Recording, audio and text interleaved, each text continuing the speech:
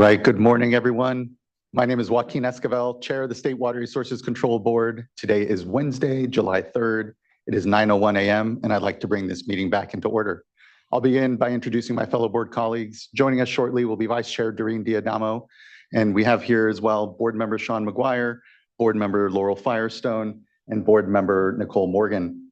We're also joined by our executive staff and have here our Executive Director, Eric Oppenheimer, our Chief Counsel, Michael Loffer, our two Chief Deputies, Jonathan Bishop and Karen Mogus. Our Clerk of the Board is Courtney Tyler, and assisting her today is Margie Argel.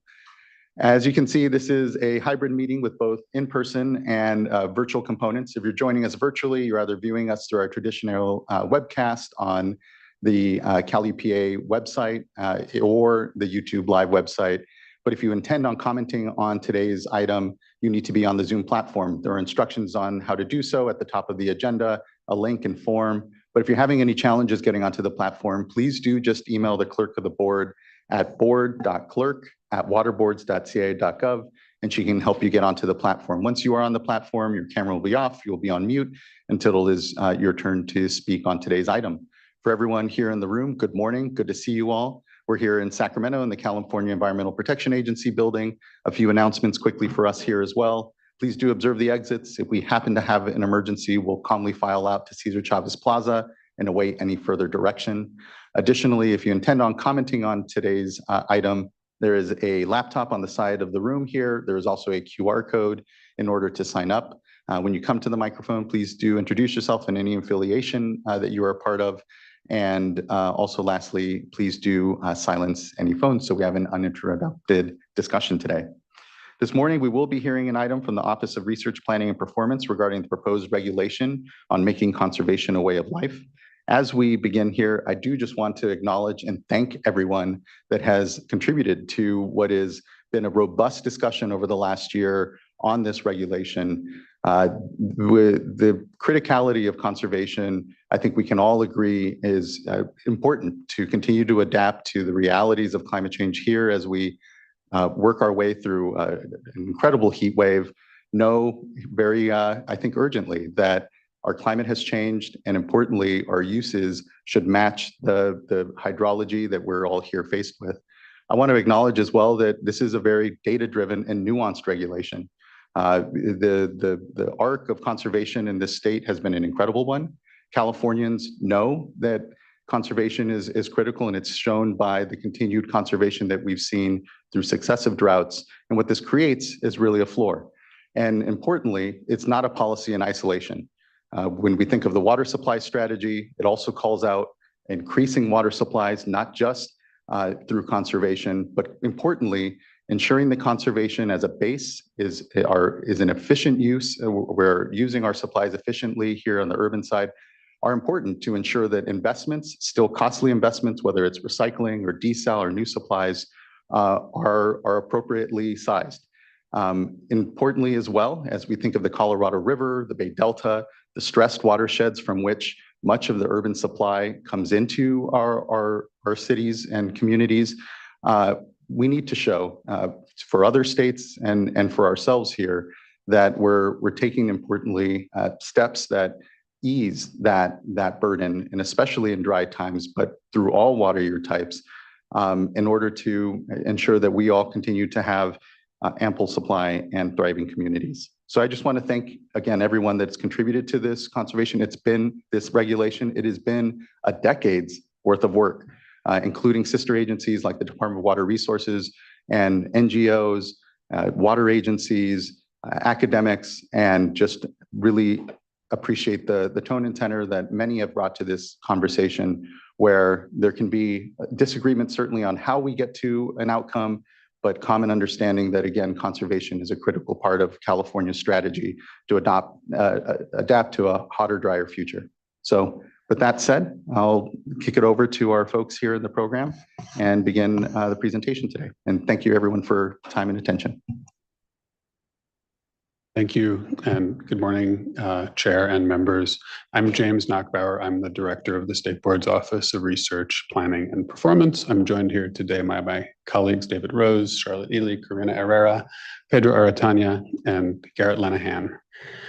Before we get into the details of the proposed regulation to implement AB 1668 and Senate Bill 606, I want to talk a little bit about some of the context here. Those bills passed in 2018 are examples of water conservation and water efficiency legislation that followed major droughts. And other examples here in California include efficiency regulations related to plumbing fixtures from following the 1976-1977 drought, an agreement between suppliers and environmental groups on best management practices for conservation following the 87-92 drought, the passage of 20 by 2020 following the 2007 through 2009 drought, and following the 2011 through 2017 drought, and during and following that, the state set mandatory urban water use reduction targets and then passed the two bills we're talking about today. And then finally, most recently, following the 2020 through 2022 drought, the water supply strategy was released, which laid out a variety of water management goals, including to build upon the conservation achievements of the last 2 decades to reduce annual water demand in towns and cities.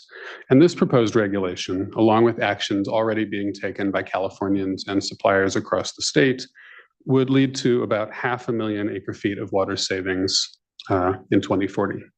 So now we'll turn to the proposed regulation. Next slide, please. So the board was directed to work within the structure of these laws. When they established a new framework, a new foundation for long-term improvements in water use efficiency and conservation and drought planning to acknowledge the impacts of climate change and longer, more intense droughts. While prior efforts have focused on percent reductions, this framework is more about using water efficiently. And these bills created a framework of water use objectives for urban retail water suppliers to calculate and meet that are based on standards for water use efficiency in different categories of use. And we'll get into details shortly. But as you acknowledged, both the board and the Department of Water Resources have had major roles here. The department was required by legislation to provide recommendations to the state board, and they did that in fall of 2022. Those recommendations covered various aspects of the framework, including methods to calculate urban water use objectives, standards, measures to support compliance, and performance measures. And we really appreciate the work of our colleagues at the Department of Water Resources, and we've been closely coordinating with them to carry out our work here. And now I'll hand things over to Ms. Ely. Thank you, James. Good morning, Chair Esquivel and members of the board. Charlotte Ely, Climate and Strategy Advisor in the Office of Research Planning and Performance. So it's been a busy year, but also a busy last few decades. We're building on a very strong history of conservation in California. Almost a year ago, the State Water Board began the formal rulemaking process for the proposed conservation as a way of life regulation. During the last year, there have been 4 public comment periods. The last one ended on Monday. The board held a public hearing and several meetings dedicated to discussing the proposed regulation. Today is a big day in the year-long formal rulemaking process. During today's board meeting, you all will consider adopting the resolution to adopt the proposed regulation. If you do adopt, the regulation would go into effect by January 1st. Next slide, please. We wanted to take a few moments to highlight the public engagement that has occurred during the formal rulemaking process, but also before. There have been 4 public meetings. On March of 2023, board staff hosted a pre-rulemaking workshop during a public board meeting. On October 4th, board staff held a public hearing during a board meeting on the draft regulatory framework. In this 10-hour meeting, approximately 90 individuals provided public comment. On March 20th of this year, there was another public workshop. Approximately 50 people commented. And then a few days later, board staff held a public Q&A session. There have been nearly 30 working group sessions In spring of 2023, board staff held 5 workshops with diverse parties to help staff understand and evaluate how the framework could affect various organizations, communities in California. We heard about whether and how various organizations could support the framework to make conservation a California way of life.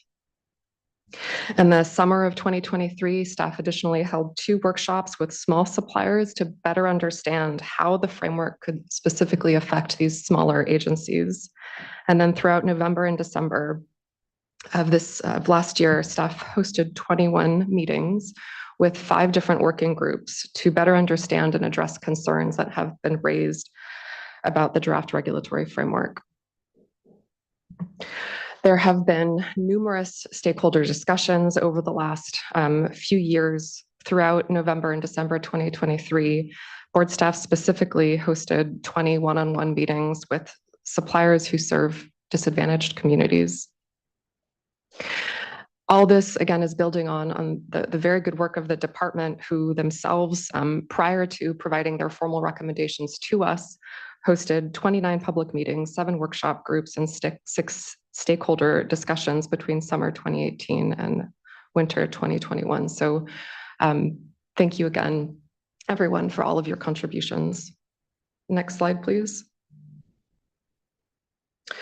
So for the folks who are just tuning in, you might be wondering, what have we been talking about for all these years?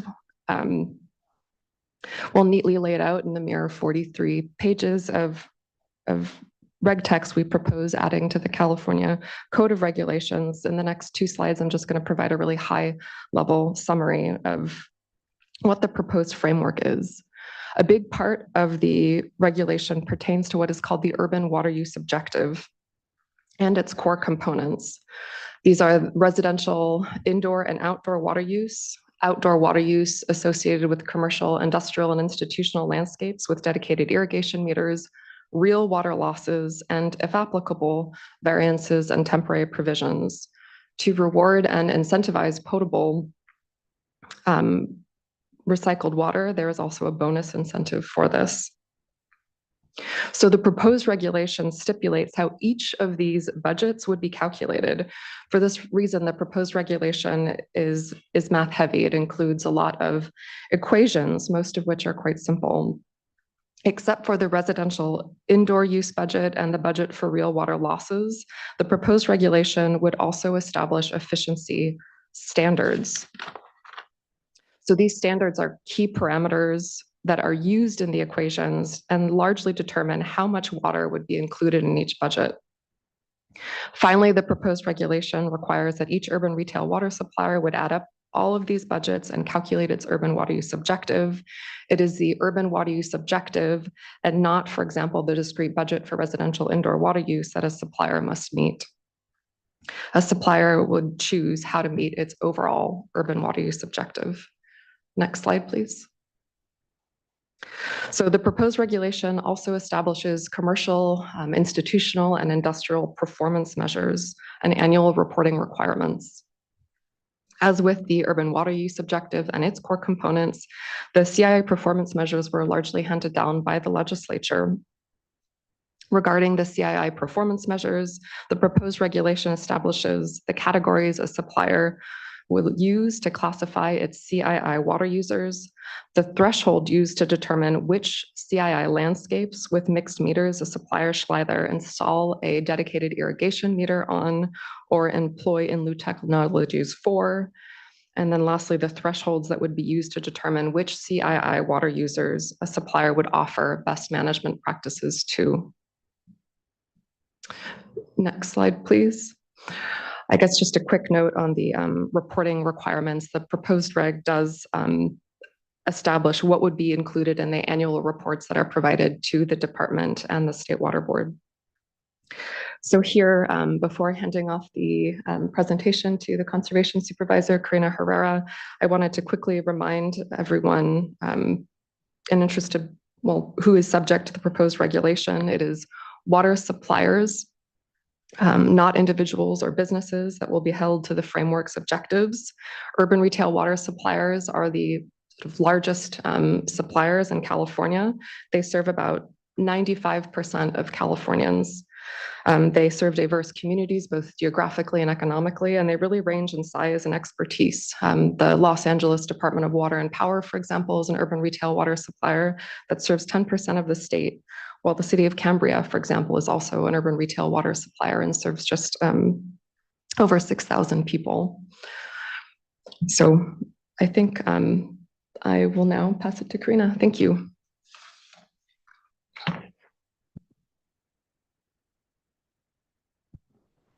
Hello, good morning. Next slide, please. Okay, so for the next couple of slides, I'll give what is hopefully considered a brief overview of some of the changes that have happened to the proposed regulation over the course of the 4 comment periods that we've had. So since we last presented on the regulation before the board in March, the board has put out 2 drafts of the regulation out for public comment, one in May and one in June, which just wrapped up on Monday. At a high-level summary, the proposed regulation has changed so that the no backsliding provision is in place in all years with an accommodation for suppliers who are part of a regional alliance.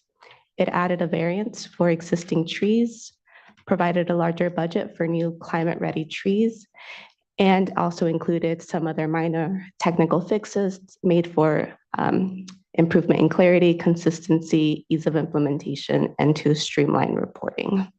Next slide. On the no backsliding provision, Water Code Section 10609.2D states that the long-term standards shall be set at a level designed so that the water use objectives, together with other excluded demands from the long-term standards, things such as CI&I indoor use, for example, would exceed the statewide conservation targets.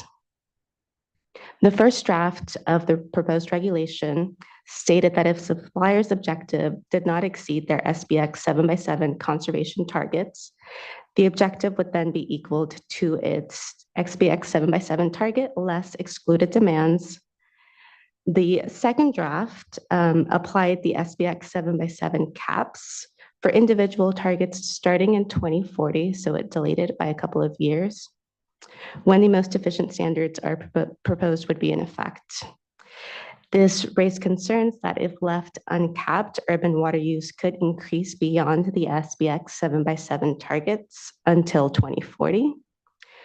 As a result, the third draft of the regulation removed the beginning in 2040 clause, but also added a paragraph stating that until June 2040, this subdivision on objectives exceeding the SBX 7x7 targets would not apply to any supplier that is achieving its target based on a regional alliance, but has not yet achieved their individual target. And no additional changes were made to this section for the fourth draft. Next slide. The third draft of the regulation adds a variant for irrigating existing residential trees and trees on CI&I landscapes with dedicated irrigation meters. While trees, when irrigated and cared for properly, can be water efficient and have been shown to require 4 to 10 times less water than turf, this variance provides a mechanism to prevent adverse tree impacts if they are unavoidable for suppliers trying to meet their urban water use objectives. Suppliers with an approved variance would calculate the budget for existing trees by applying a landscape efficiency factor of 0.63 to the square footage of their existing tree canopy. The fourth draft of the regulation made some minor refinements to this variance. It, for example, added coverage to clarify that square footage of existing tree refers to the square footage of existing tree canopy coverage. So we're talking 2-dimensional spaces. And it also made changes to address concerns raised about the required inventory. It, one, removed the requirement that the statistically valid sample for the inventory be consistent with peer-reviewed urban forestry assessment tools. And 2, that the analysis and inventory can now be prepared by a credentialed or certified urban forester or a certified arborist when prior only a certified forester was listed. And it also made changes to clarify what feasible actions a supplier could take to meet their water use objective. Next slide. On the provision for new climate-ready trees. This provision has been in place since the first draft of the proposed regulation. However, we did receive comments that the budget for the newly planted trees might not be adequate for the trees to probably get established. So after further analysis, the third draft of the regulation increased the square footage associated with each newly planted climate-ready tree from 1 to 4 square feet.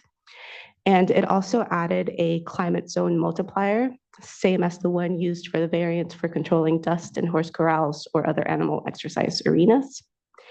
And no other changes were made to this temporary provision during the fourth draft. Next slide. So moving on to some of the previous changes that were made during the second draft of the proposed reg, and that are still in place for the current proposal. The second draft of the regulation made alternative compliance pathways more accessible for certain suppliers facing large reductions. It extended the ramp down of the outdoor standards. And until a landscape area is updated, suppliers unable to meet their overall objectives are allowed to include 20% of irrigable, not irrigated area when calculating their residential outdoor budget. And several other changes were made to the proposed regulation to simplify and streamline performance measures and reporting. Next slide.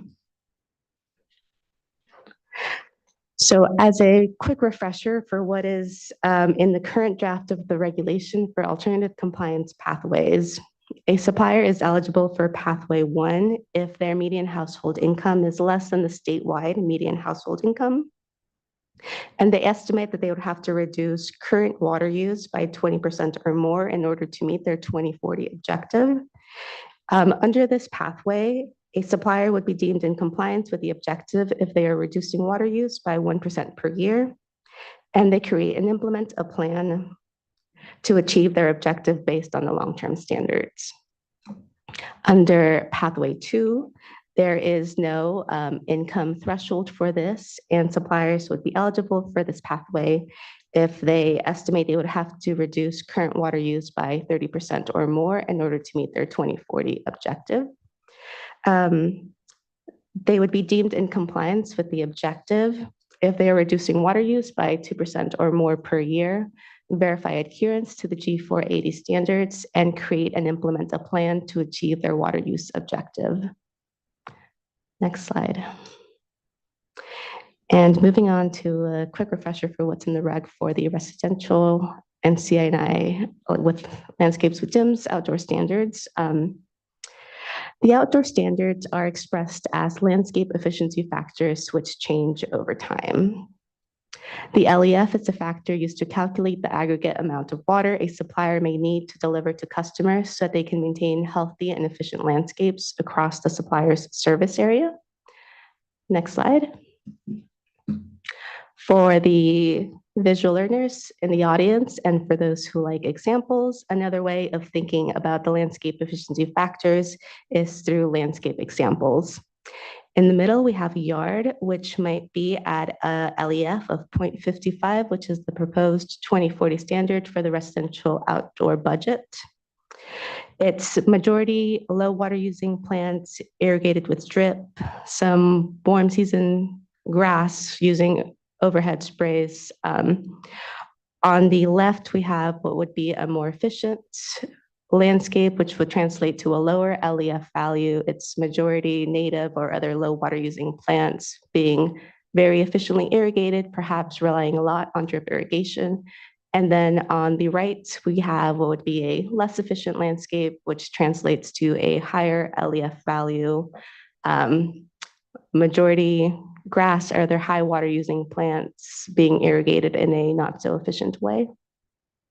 And next slide.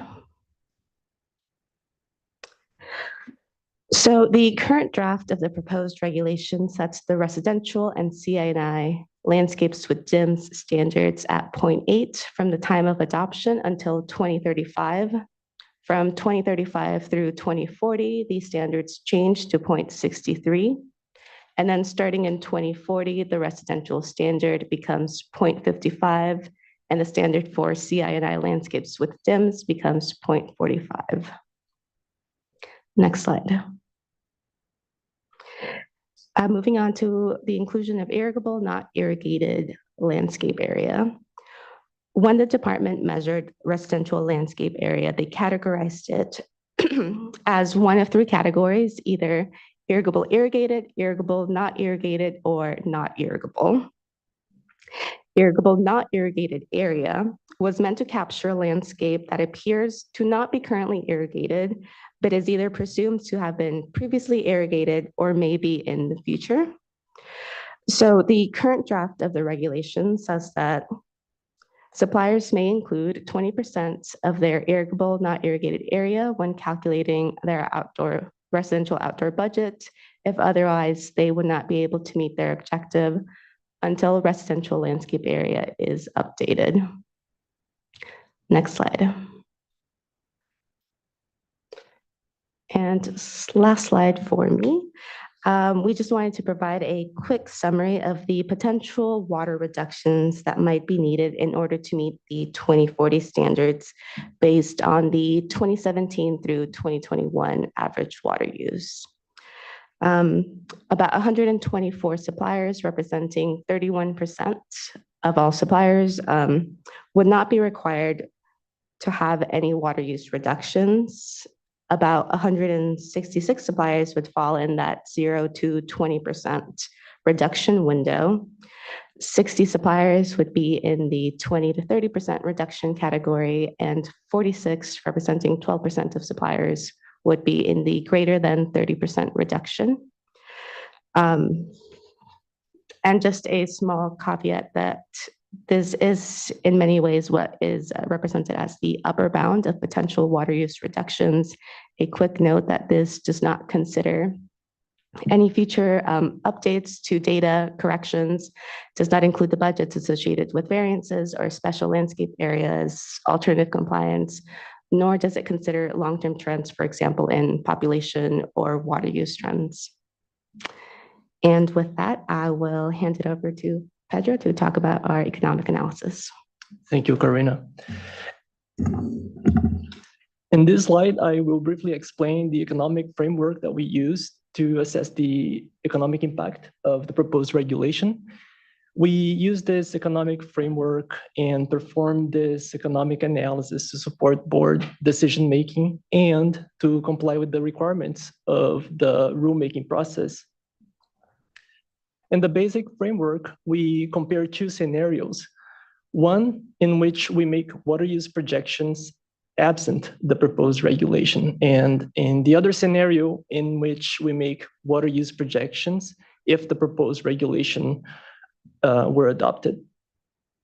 By comparing these two scenarios, we aim to understand the impact of the proposed regulation. Under the proposed regulation, we assumed first that some suppliers would increase their efforts to promote water use efficiency, and also that some customers would participate in their suppliers' efficiency programs and collectively use less water. As a result, under the proposed regulation, suppliers would not need to produce or purchase as much water as they would without the proposed regulation. And as a consequence, suppliers would not have to spend as much money as they would without the proposed regulation. And this concept is what we refer to as the avoided water cost. Suppliers' avoided cost is a benefit of the proposed regulation, actually the most significant one that we are able to quantify in this economic analysis. Of course, additionally, the increased investment in water use efficiency represents one of the main cost drivers of the proposed regulation in the framework that we are using. Next slide, please. In this slide, we summarize the estimated economic impacts of the proposed regulation from 2025 to 2050. The proposed regulation is expected to have a positive impact overall, with estimated total benefits of approximately $6.2 billion in that time frame, and total costs of about $4.7 billion in that time frame. And this results in a net benefit within the economic framework that we use, a net benefit of $1.5 billion from 2025 to 2050. So the table that we show in the slide breaks down the impacts into different sectors, the ones that we analyzed: residential, CI&I, wastewater, and urban forestry. Each sector has columns for the estimated benefits, costs, and net benefits in millions of dollars. As you can see, in the residential sector, the proposed regulation is expected to bring benefits amounting to $3.9 billion in that time frame. However, there will also be costs, and those costs total around $2.6 billion in that time frame. Overall, the net benefit for the residential sector is estimated at $1.3 billion. In the CI&I sector, the estimated benefits are about $2.3 billion, with costs projected at $1.2 billion from 2025 to 2050. The net benefit for the CI&I sector is estimated at $1.1 billion. We could not quantify the benefits for the wastewater sector, but the costs are expected to reach almost $1 billion in that time frame. Also, we could not quantify the benefits for the urban forestry sector, but costs are projected at $19 million in that time frame. So in the next slide, please, I will further break down the costs that I just described. Residential water use efficiency measures, as shown in the table, that we assume would be implemented under the proposed regulation, account for almost 30% of the total estimated costs, or approximately $1.4 billion from 2025 to 2050. Second comes CI&I performance measures, mainly the assumption that of installation and maintenance of dedicated irrigation meters on some CI&I properties. And this would account for another 26% of the estimated costs of the proposed regulation, or about $1.2 billion. And third, lost revenues, mostly by suppliers, accounting for another 22% of the estimated costs, or about $1 billion in that time frame. Improvements to wastewater infrastructure account for 15% of the total estimated costs, or approximately $720 million from 2025 to 2050. Back to Charlotte. Hey, Jerome. All right, as we wrap up the staff presentation, can move to the next slide, please. I wanted to quickly highlight some of the progress that the State Water Board and the department have made abiding by Water Code sections 10609C4 and 10609.15. To reduce redundant data submissions, the proposed regulatory text explicitly requires that the annual reports would include data that have already been reported to the board or elsewhere. This would allow us to integrate existing systems. To increase access to data, staff have begun compiling relevant data and making it available according to the principles and requirements of the Open and Transparent Data Act. So here we're showing a snapshot of the open data webpage hosting the relevant data sets for the annual reports. There are a number of data sets that are already live, including the public water system identification and DWR identification crosswalk. This is a huge achievement that allows us to connect water system data to urban retail water supplier data. The department generated residential landscape area and climate data is also available, the real water loss standards, and most recently, the residential population. So essentially what we're doing is creating an open data one-stop shop for data relevant to the conservation as a way of life framework. These data sets can be used to inform the relevant fields in the annual reporting form, and we're working to pre-fill to lessen the reporting burdens on suppliers. So next slide, please. So this concludes our presentation about the proposed regulation. Staff recommend that you adopt the draft resolution, which James will introduce momentarily, with change sheet number 1 to adopt the proposed regulation. If adopted, staff would submit the complete rulemaking package to the Office of Administrative Law by mid-August and work to have the rule take effect again by January 1st, 2025. In the meantime, staff will continue to work internally and with our sister agencies on streamlining existing and new reporting to help ease the burdens on suppliers, with the goal of getting the essential pieces up on open data by October 1st of this year. That should be 2024.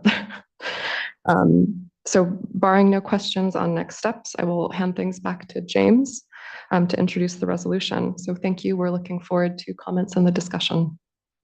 Great, thank you. Next slide, please. Yeah, so the resolution is both how the regulation would be adopted, but it's also a policy document. It lays out a number of considerations and issues, including that in the implementation of the regulation, if it's adopted, the staff should consider affordability and equity, should coordinate with other state agencies and other state water board programs, should continue to work to streamline data and reporting, should use a fair, consistent, progressive, and transparent approach to enforcement, and should provide periodic status updates. As Ms. Ely mentioned, there is a change sheet. There are physical copies here in the room, and it's also, I think, posted or will be posted online. And we can walk through the resolution with those proposed changes now or after comments. I think I'm looking to fellow board colleagues if they have an opinion, but I think we can wait till maybe after comments so that we can incorporate other changes as well, if so needed. Okay, great. Well, that concludes the staff presentation. Thank you very much. I appreciate that presentation. Just looking to fellow board colleagues if they have comment or question here at the top before we start to hear from individuals. And seeing none, we can start to come into our commenters here. And I'll note, I believe currently we have about 22 commenters or so. So feel free to take the time needed, but we can start with 3 minutes for everyone. First, I'd like to call up Clark Elliott, be followed by Amy Talbot, and then Paul Hilliker.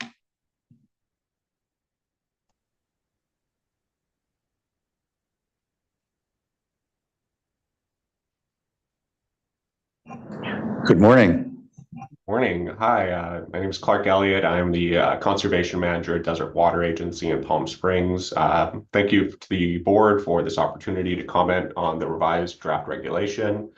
Desert Water Agency appreciates the diligent work of state staff and the board over several years to understand the complex and sometimes competing interests of the multiple parties trying to make conservation a California way of life. The regulation has been significantly improved since it was first proposed, and Desert Water Agency's March comments reflect that. However, the regulation still has flaws which have not been addressed since that draft. 2040 reduction in the landscape efficiency factor standard remains aggressive and based on a design standard, not real-world conditions. The accuracy of data used to determine the outdoor residential landscape data is not above criticism.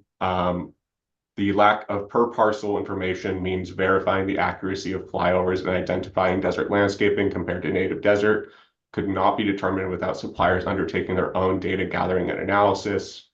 Further, the fact that the commercial and residential parkway data is yet to be provided leaves many suppliers without the ability to accurately calculate their objective. Water suppliers are being tasked with complying with the regulation without the full knowledge of the scope of the problem. While there have been many attempts to address them in the most recent draft of the regulation, unintended consequences are still going to arise. The newest acknowledgement of the potential effect of the regulation on trees is appreciated, but may prove arduous to qualify for, with nebulous benefits on whether the most hot and arid areas may even qualify. Disadvantaged communities, such as the fixed income seniors and low income families that Desert Water Agency serves, are likely to be adversely affected by the regulation as the administrative and regulatory costs compound. So with that said, I'd like to kind of close by providing a final comment that many in this room may already know, but the actions that we're taking going forward are going to speak louder than the words in this room. The regulation, if adopted today, is the first step in this conservation framework, not the last. And the type of engagement from multiple stakeholders that this regulation has fostered needs to continue and not end here. Even with all of these flaws, that we are going to try to work towards meeting the aggressive goals of this regulation, and the state staff and water board need to continue to identify where additional technical and financial assistance can be provided to mitigate the unintended consequences and make long-term commitments to conservation over the life of this regulation. Desert Water Agency still supports many of the changes that have been made thus far and the goals of this regulation, but also recognizes the continued needs of water suppliers. Thank you for your time. Thank you as well. Appreciate the participation and contributions here, Mr. Elliott.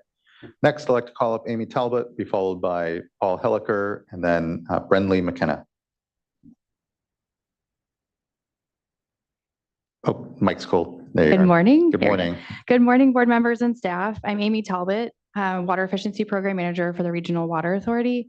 RWA is a joint powers authority representing 22 public and private water suppliers covering about 2.2 million residents in Sacramento, Placer, El Dorado, Nevada, Yolo, Yuba, and Sutter counties. Our region is committed to long-term water efficiency, and we have reduced our total demand 23% since 2013, while our population has grown 15%. This achievement is a testament to the hard work of our water suppliers, water efficiency staff, grant and locally funded water efficiency programs, significant investments in smart metering technology, public outreach and education efforts, and commitment to our residents, institutions, and businesses. We believe that water efficiency is a necessary component of sustainable water management and climate change adaptation.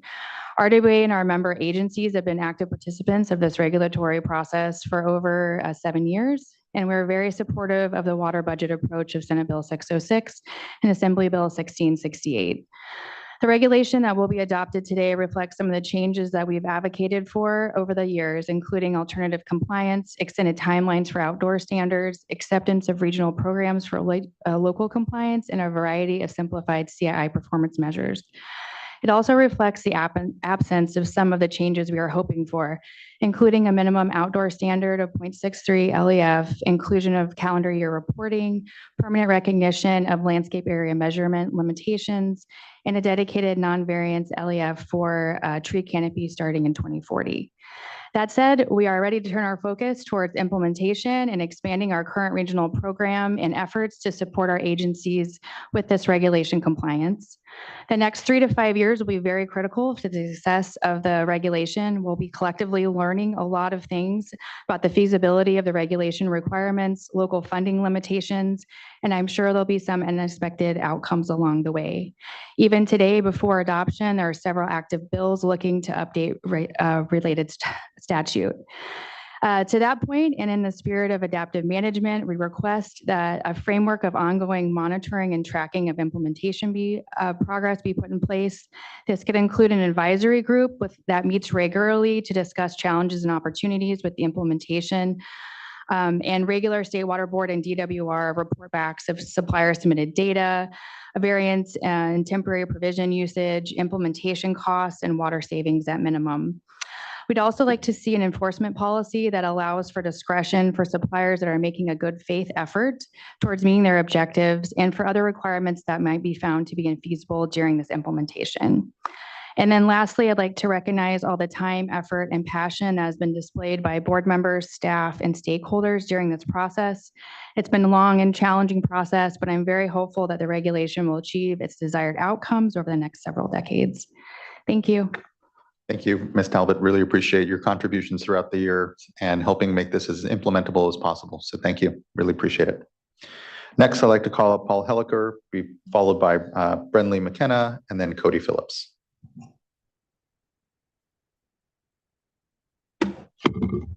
Thank you and good morning, Mr. Chair, members of the board. It's good to see you in person, even though it's a little warm outside. I do thank you for all of the opportunities that you provided for us and our partners in our coalition to provide input. And despite any evidence to the contrary, we are very grateful for all the changes that you've made to the regulations, particularly the ones that Amy just enumerated.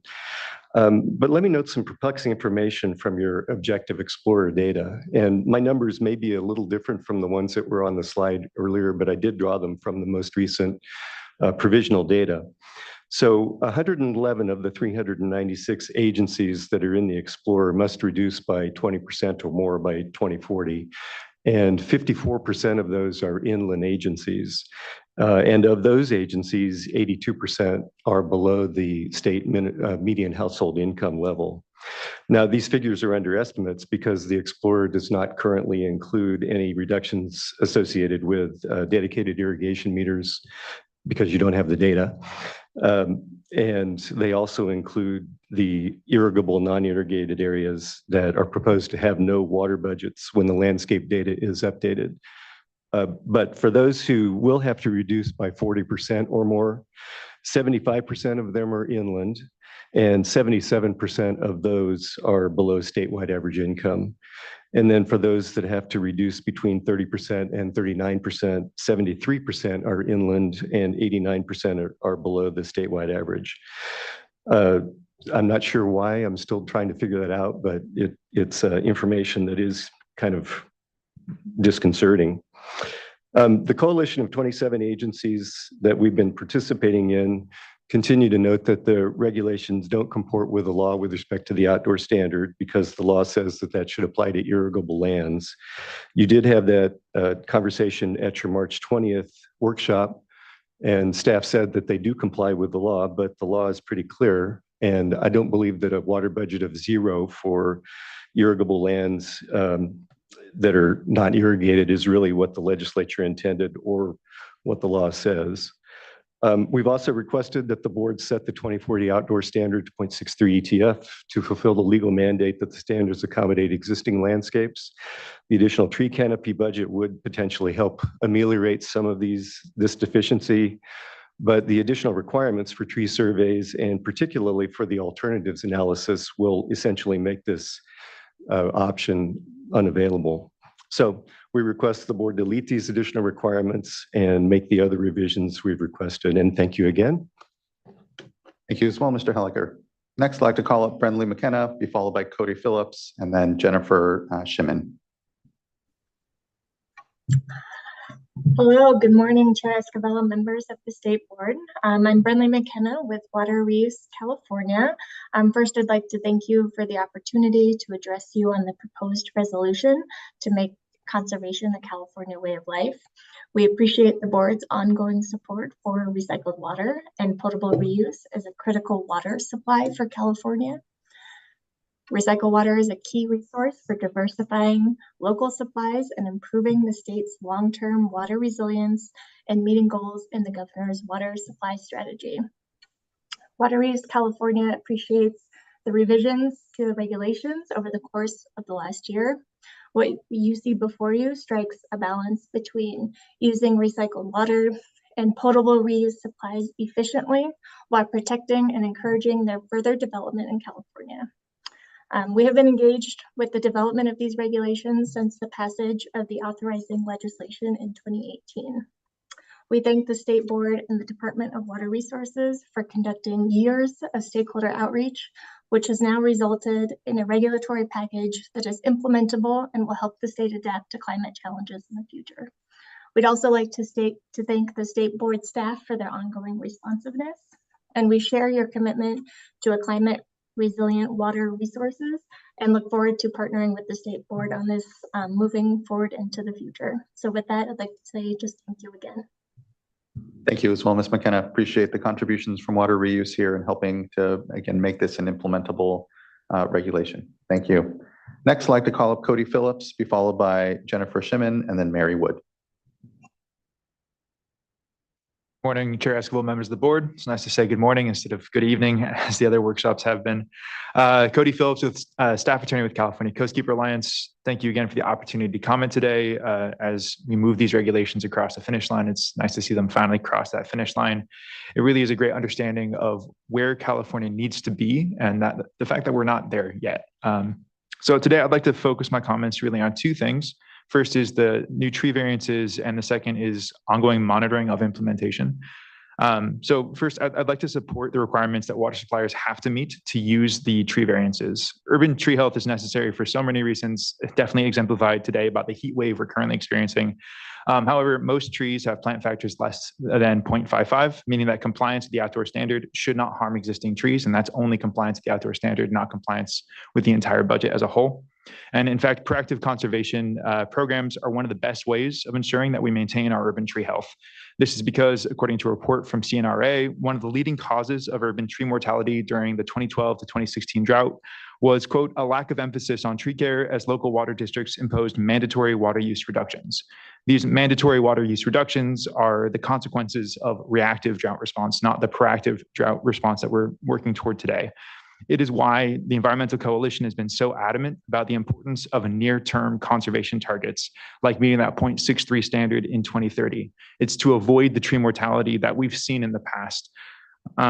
So we think that the variance now strikes an appropriate balance of ensuring that water supplier budgets are not artificially inflated, but also providing an option to add more water to prevent unnecessary harms, if that really is the only way to comply with the regulations. These regulations are very flexible. There should be multiple ways of complying.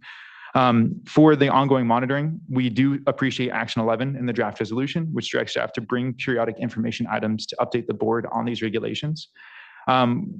We do encourage the board to use this as an opportunity to evaluate the effectiveness of near-term conservation targets, specifically if prior to 2035, let's say a decade, there is another emergency declaration that triggers mandatory water reductions. Hard to imagine, I'm sure. I really encourage the board to look into what those reductions are, what there's tree mortalities, and what they would have been had the board been more aggressive with these near-term conservation benefits. As other commenters mentioned, there is legislation working through that may give the board a second bite at the apple. And so ongoing monitoring we think to be very important. Finally, just wanted to support the changes in the draft resolution and thank you and your staff for your dedication to efficiency and conservation and getting these regulations across the finish line. So thank you.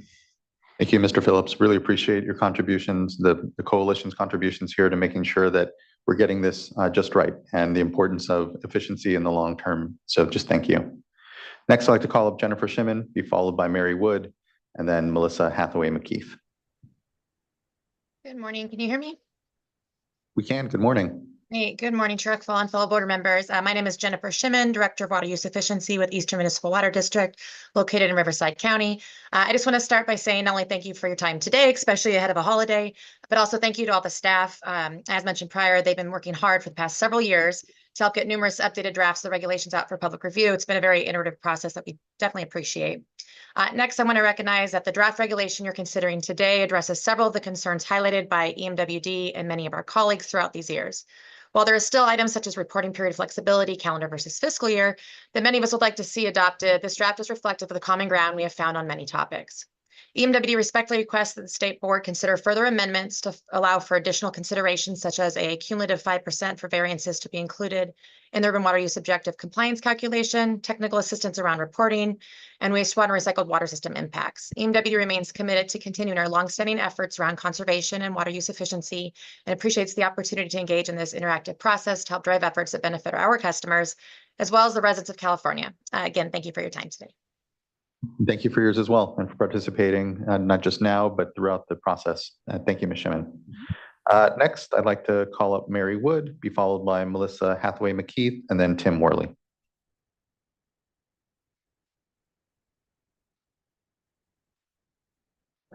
Good morning. Yeah, microphone.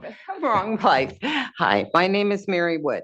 I have kind of missed the boat as far as conservation. However, I have one question, which is these small transient non-community water systems that do not even have metered. How are they going to be affected? How is my business going to be affected, which is associated with 9 other cabins? Thank you, Ms. Wood. I'll just quickly answer. This regulation does not apply to those systems. This is only the 400 largest urban water agencies in the state. Good. Well, it's not good because futuristically, I'd like to see it happen. But thank you for all your work because conservation is much needed. Thank you for that, Ms. Wood. Really appreciate the comments. Next, I'd like to call up Melissa Hathaway McKeith, followed by Tim Worley, and then Dave Bolin. Good morning, everyone, and thank you for the opportunity to comment today. Melissa McKeith on behalf of Citizens United for Resources and the Environment. We have been submitting comments on a specific issue dealing with cost benefit since these were emergency regulations, including comments to the Office of Administrative Law that have never been addressed by staff. As you might recall, we are focused on the city of Riverside, which is 100% water independent from the Colorado River and the State Water Project. And our urban water management plan shows that we have sufficient water well into the future.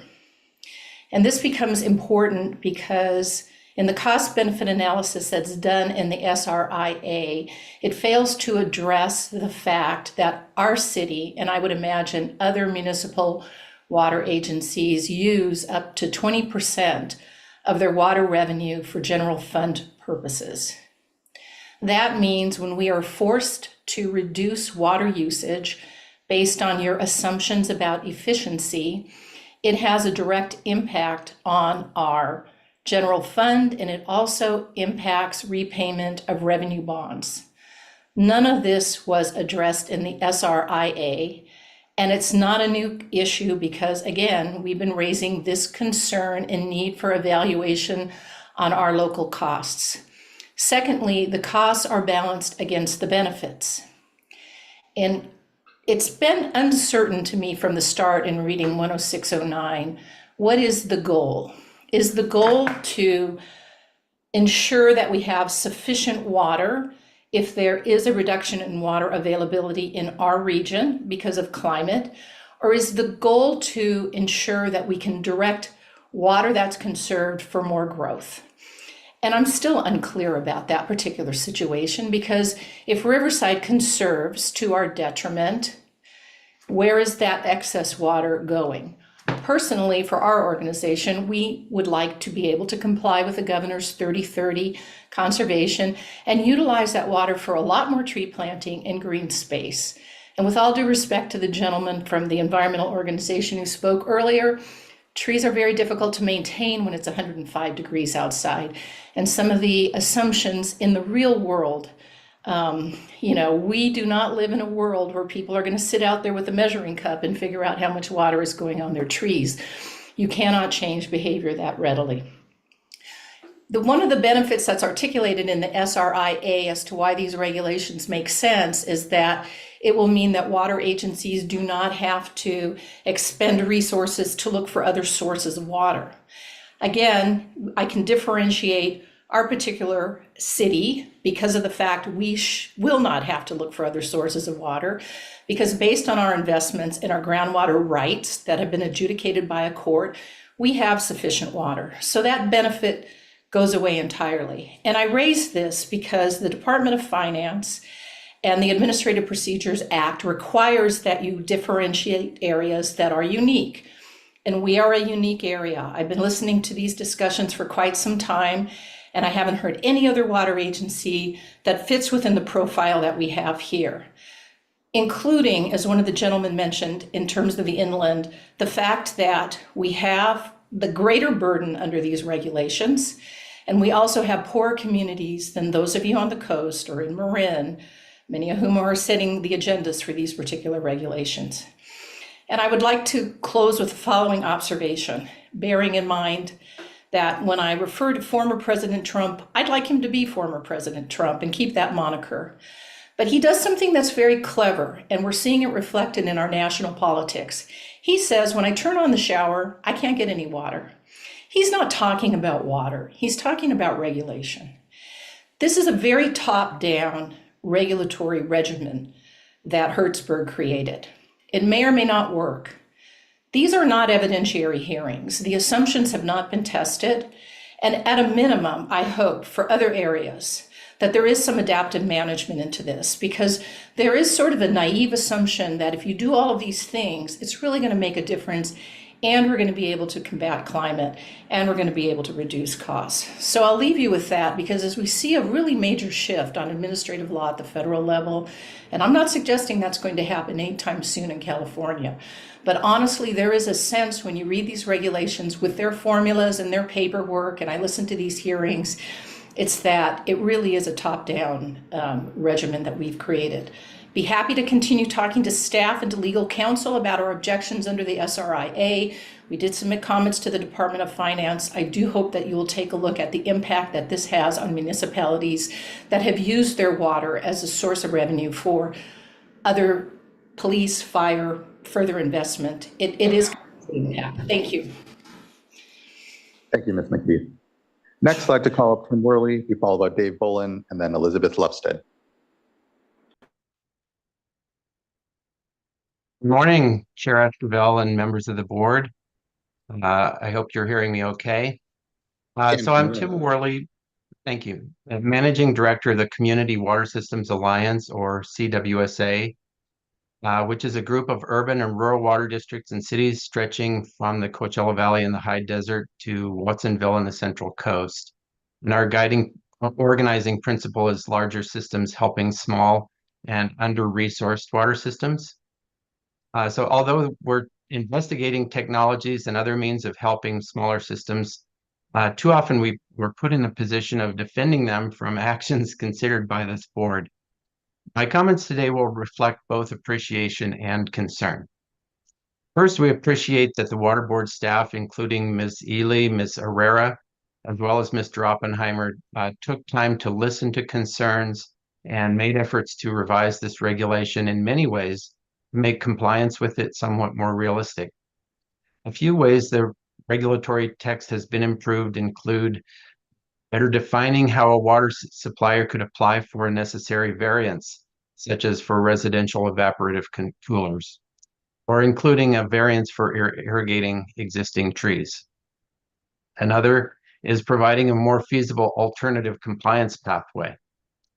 So we also noted that with appreciation, the language added to the adopting resolution directing staff to consider affordability and equity, although we don't really know how these will be subjectively be considered. So although these examples show some movement to make the implementation by urban water suppliers possible in quotes, no one should have any illusion that it will not be extremely difficult. The work to achieve the standards set by the time required will be very substantial for many water systems, except for those that fortunately will not have to undertake any additional steps for compliance. But for water systems at the smaller end of the urban water supplier range, these will be significant. Naturally, these systems have fewer staff resources to perform necessary research and manage new data, apply for alternative compliance or available variances, implement the conservation measures, and administer the reporting requirements. Our main concerns relate to the economic evaluation of the proposed regulation. Basically, the economic evaluation may be inaccurate. I base this comment on the analysis David Mitchell has performed at the request of Mesa Water District. His review of the updated SRIA was necessarily very quick since that updated report was only published last Friday. Nevertheless, it reveals some very concerning issues that call into question some of the economic justification. The most important of these is potentially inflated cost estimates of avoided costs based on very expensive ocean desalination and water recycling projects, although less costly options would provide a different picture. Also, it should be noted that not all water suppliers will need to expand supply over the period of analysis. We urge the Water Board to address the discrepancies between the updated SWRCB and the analysis by M3. We also need to ask the State Water Board, not only with this regulation, but with others, to look at the compounding effects of its regulations, those cumulative impacts which magnify the cost burden for some disadvantaged community water systems. Water suppliers that face compliance costs for COM 6, for example, and also for achieving water use objectives from this regulation, will face severe water rate hikes that harm their customers. When adopting regulations with this magnitude, we ask that the State Water Board needs to ask of its staff to produce a credible plan to assist the water systems that are unreasonably impacted. We would urge you to take these steps in adopting the resolution today and direct staff to investigate these issues further. Thank you very much for the opportunity to provide these comments. Thank you for those comments, Mr. Worley. Next, I'd like to call up Dave Bolin, be followed by Elizabeth Lovestead, and then Chelsea Haynes. Good morning, board members. I'm Dave Bolin. I'm speaking today on behalf of Mesa Water District. Mesa Water wants to thank the board and the staff for all the hard work that's been put into the regulatory text to refine it, all the changes that the staff's gone over. We support the comments of the Aqua Coalition, which are to be delivered here and are in the comment letter. There are some additional changes to the regulation and draft resolution that were mentioned in those comments, and we support those. We also support the comments of the Coalition of Water Agencies that Paul Helliker represents, specifically related to the irrigable lands issue and the 0.63 ETF issue. Mesa Water appreciates the release of the revised standard regulatory impact assessment last Friday, but now requests adequate time for the public review and comments before the board acts on the regulation. Despite the extremely limited time frame, economist David Mitchell of M3 provided Mesa Water with a preliminary analysis of the updated SWRCB. Here are his key findings. Number one, this updated SWRCB does address several of the concerns of the previous version, including double counting of water supply benefits, incorporating price effects into the baseline demand projection. However, that demand projection is nonetheless too high still, and leading to an inflated estimate of the water savings under the regulation. And including water loss in the baseline, that was a positive thing, and then including the cost to residential customers for accelerating their conservation expenditures. However, the update continues to use inflated estimates of avoidable water supply costs, significantly overstating the benefits of the proposed regulation. It continues to use recent changes in water rates as a basis for escalating avoidable costs. For example, the 2050 avoidable supply cost in the SWRCB is 123 times higher than a defensible real rate of increase in supply costs. It also assumes expensive water supply alternatives such as ocean desal and potable reuse instead of a mix of less costly water transfers, groundwater banking, groundwater remediation, and stormwater capture, which are commonly being used by the water community. Additionally, many water suppliers, as we've heard from Riverside, will not be needing to develop any new supplies by 2050. The update continues to use inconsistent projections of marginal water rates and per capita water use, leading to inflated projections of water savings under the proposed regulation.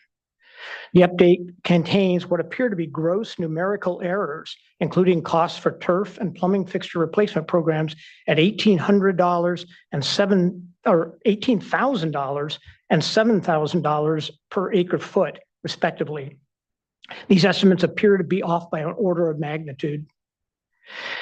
The update assumes price rationing will generate 25% of the estimated residential savings, but again fails to include the economic cost to households that this will entail. Using a standard economic method, Mr. Mitchell estimates that cost estimates of $450 million in present value by itself will increase the cost of the proposed regulation by 12% over the amount reported in the updated SWRCB. Mesa Water requests that the board give stakeholders adequate time to fully review the SWRCB and provide written comments, and that the board take the time required to use this information to further amend the regulation to make it more cost-effective for water suppliers and customers. I'd like to submit to the record this memo from David Mitchell, which supports these comments, and I have 15 copies of the memo in my notebook.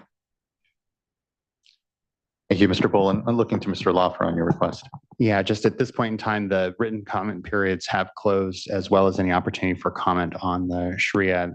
If staff wants to address later on in the staff responsiveness summary, any of the comments they heard today from Mr. Bolin, they may. Thank you, Mr. Lawfer. And thank you, Mr. Bolin. Next, I'd like to call Chelsea Haynes, be followed by Sarah Musiker, and then Linda Vo.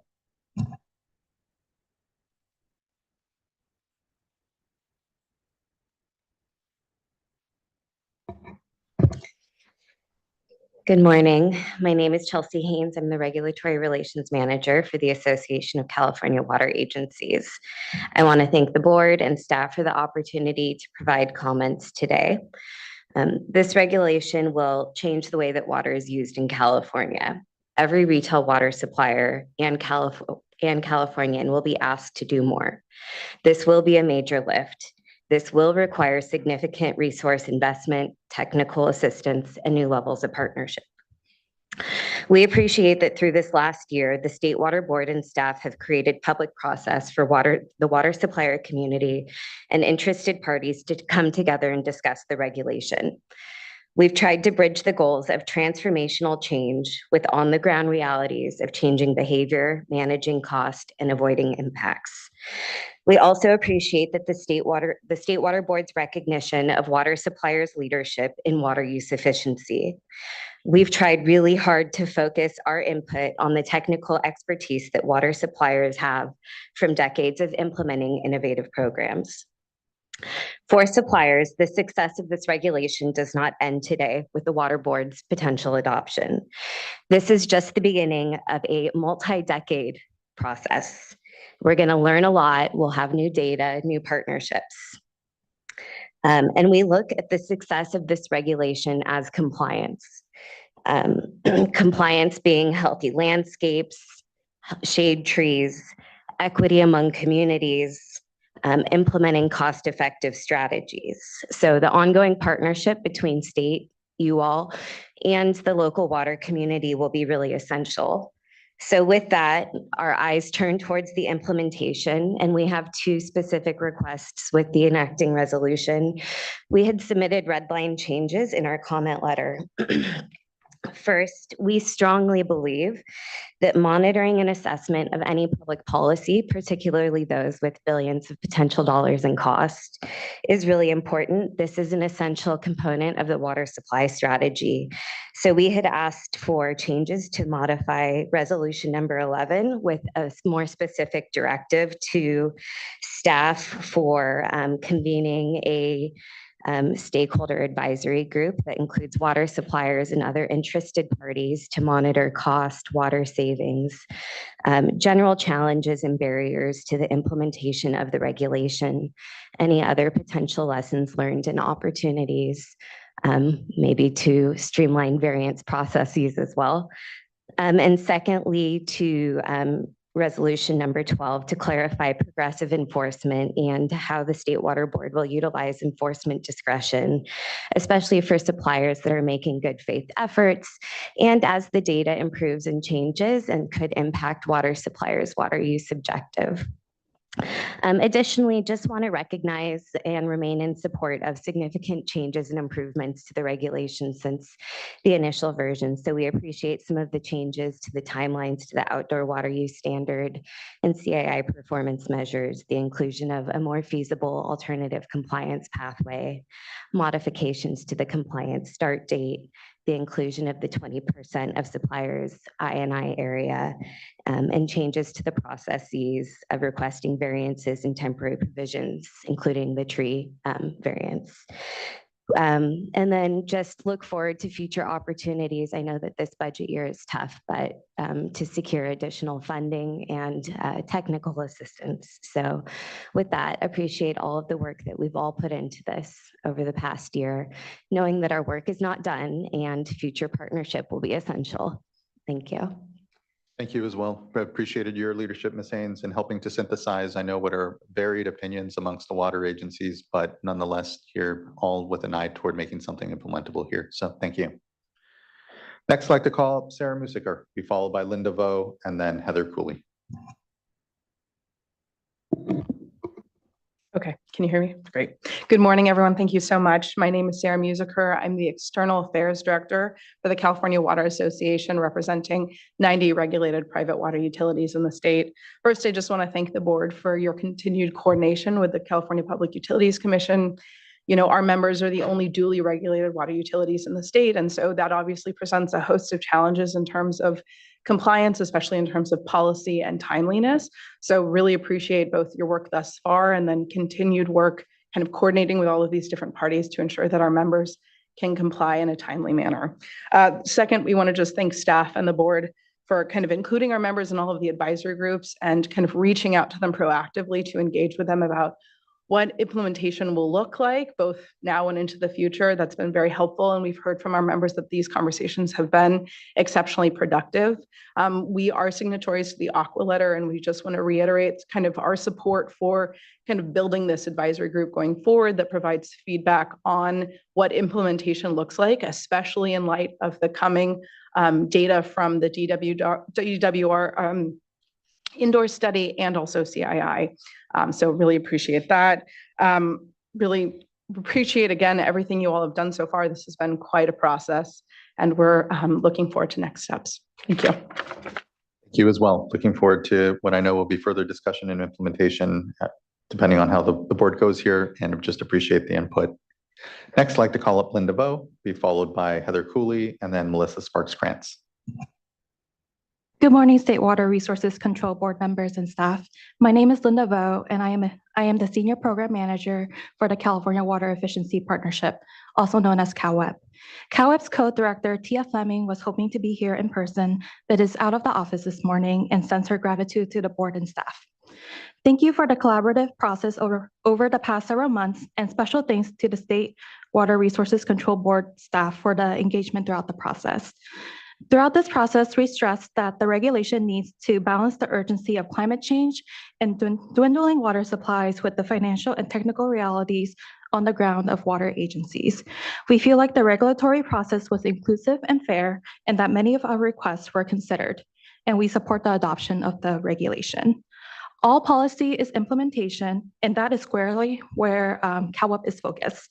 We still see a huge need for additional state funding and technical assistance, and will continue advocating for that moving forward. We also would like to echo the comments made by the Regional Water Authority, Aqua, and others regarding the importance of monitoring and assessing the implementation of the final regulation and clarifying progressive enforcement.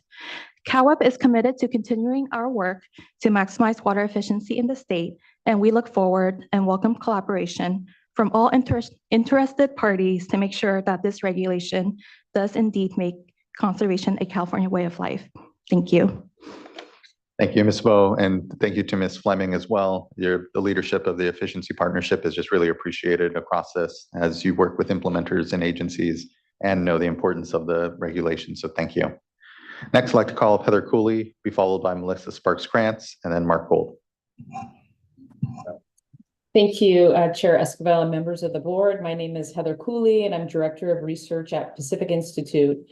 Thank you for the opportunity to comment today as you consider the adoption of these regulations, and I apologize that I'm not there in person, but I'm certainly there in spirit and really appreciate the opportunity to participate online.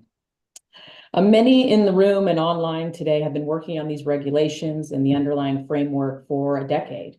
And the framework you are considering today represents a major improvement over its predecessor, 20 by 2020.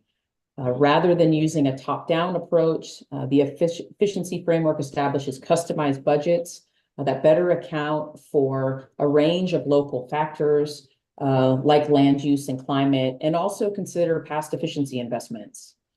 It also offers flexibility in the ways that water suppliers save water, whether it's indoor, outdoor, or in leaks in the distribution system. And there are a number of variances, again, to account for some of those local conditions. I really want to highlight, though, that while surface reservoirs may be robust today and communities may feel they have enough water, the reality is that water supplies are declining. DWR estimates that water supplies will decline by 10% by 2040 as the West gets hotter and drier.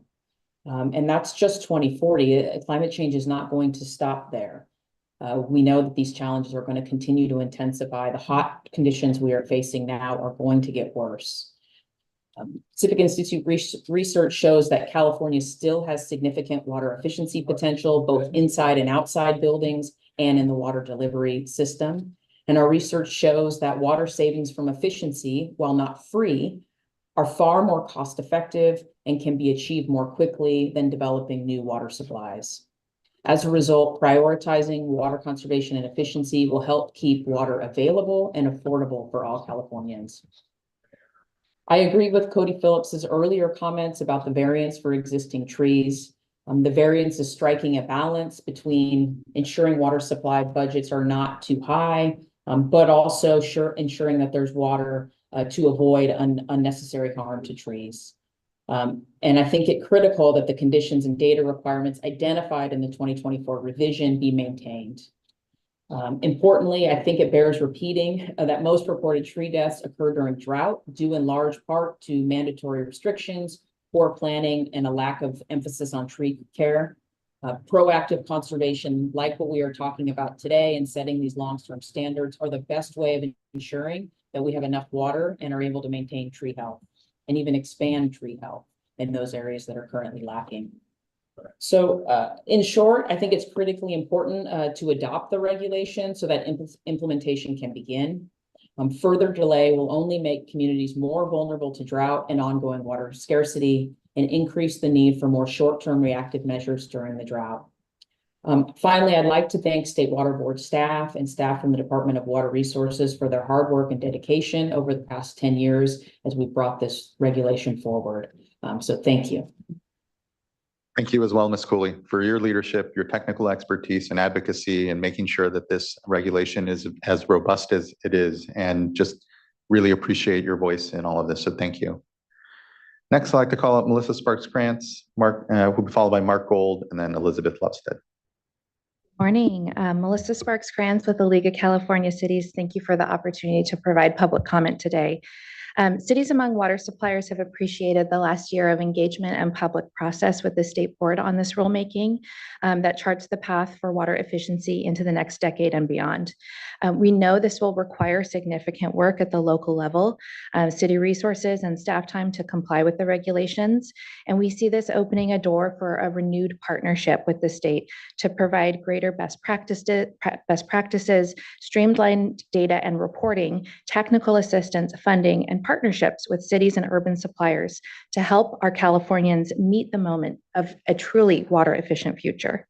We are now preparing our cities for implementation, and we would like to ensure that the enacting resolution include the intentions to continue to monitor and assess the implementation progress over the next 15 years, to convene a stakeholder advisory group in future years that includes cities, water suppliers, and other interested parties to monitor the costs, water savings, impacts to tree canopy, impacts to low-income customers, general challenges, and other lessons learned. And lastly, which is included, but to uphold a progressive and good faith enforcement policy as we move forward. I just also wanted to note, looking at the resolution language, we really appreciate the policy alignment in the resolution with other state agencies, such as with CalRecycle to divert organic waste from landfills to create more compost and mulch. This can be used on drought-tolerant landscapes. This is another state mandated program that cities are complying with and is contingent upon residential behavior, similar to the water conservation conservation regulations. So any state alignment, policy alignment there is strongly encouraged by Cal Cities to help our cities with local implementation.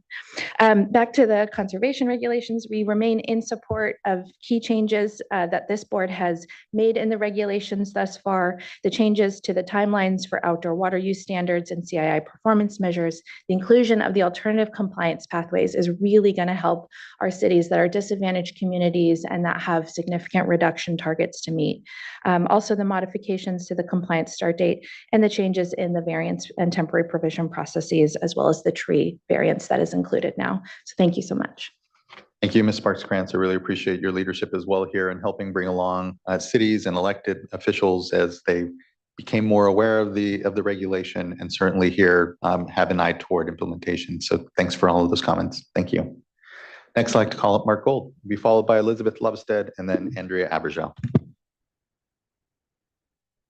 Morning, board members. Oh, it looks like it got turned off on accident. The base, there's a little button, should be green. Got it. Thank you. Sorry, Mr. Gold. Good morning, board members. My name is Dr. Mark Gold. I'm Director of Water Scarcity Solutions at NRDC. And just for point of background, I also served on the Metropolitan Water District Board for over 3 years. So I do know what it's like to work on the other side of this as well. I felt obligated to attend today because the importance of the regulation before you and the role that NRDC played in sponsoring the legislation and participating in the public process for the last 7+ years. It's appropriate that the vote here today is happening during an extreme heat wave. I think you're going to have, 110 degrees for the next week. Good reminder of why we're here today. A lot of times we were having these discussions during rainfall. And so I think this is more appropriate because this is our climate, not only today, but our climate future. To start on a positive note, I know that's unusual for me. Thank you to staff and the board for moving urban water conservation to a water budgeting approach. That's absolutely critical. Also, we appreciate the edits in the resolution, and we strongly support the inclusion of the 0.55 outdoor water use efficiency standard. So those are the best things here. However, like the authors of the legislation, Robert Hertzberg and Laura Friedman, NRDC is disappointed by the final draft regulation. Every single draft produced by the board and staff has been weaker than the last. The regulation does not meet the moment of growing water scarcity in the state of California in a timely manner, nor does it meet the governor's water supply strategy goals. The approach for outdoor irrigation LEFs of 0.63 and 0.55 are commendable, but the timelines are unconscionable in an increasingly hotter and drier state. No action for over 70% of urban water users over the next decade doesn't make sense. We're not using the time that's here to really make a difference. A strong regulation will exist in 2040, but that's 15 years from now. And there's going to be a heck of a lot of increasing water scarcity during that time. I also want to remind people that we've heard a lot about the equity issues. I'm from the LA region myself, LADWP, vast majority of low-income cities, if not all of them, can meet the 0.63 targets today. So this isn't really a big stretch for them at all. So most of the progress over the next decade will be due to the law prohibiting potable water use for irrigation for CII non-functional turf. So there's going to be progress that's embedded. Good that that's there. Over half of the regulation is devoted to variance provisions and I&I and alternative pathways, of course. Now the burden of approving the variances and the justification for the variances fall on the State Water Resources Control Board. This is a lot of new work.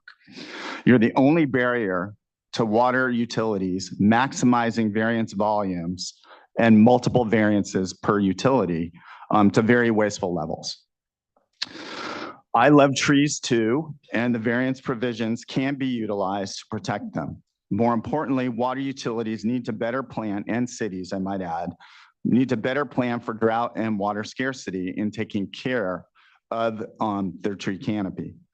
Conservation needs to be a California way of life, not just a focus during drought periods. And that's what we've seen so dramatically with our tree canopy in urban areas. Lastly, with so much focus on agricultural water use in the urban environment, 8 gallons per llama per day as an example, and urban agriculture by crop type NET, isn't the State Water Resources Control Board long overdue to start thinking about developing conservation regulations for the water users in the state that use 80% of our produced water supply? Thank you for the opportunity to speak. Thank you, Dr. Gold. I appreciate your leadership and voice here amongst this debate and continued advocacy. Thank you. Next, I'd like to call up Elizabeth Lovestead, be followed by Andrea Abergel, and then Joe Berg.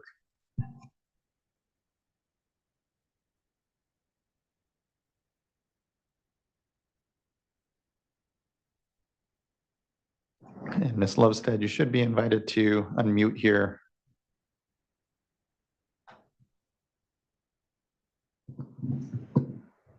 And we'll come back to Ms. Lovestead. She may be away from her computer currently. So we'll circle back here to you. Next then, I'd like to call up Andrea Abergel, be followed by Joe Berg, and then Fiona Sanchez.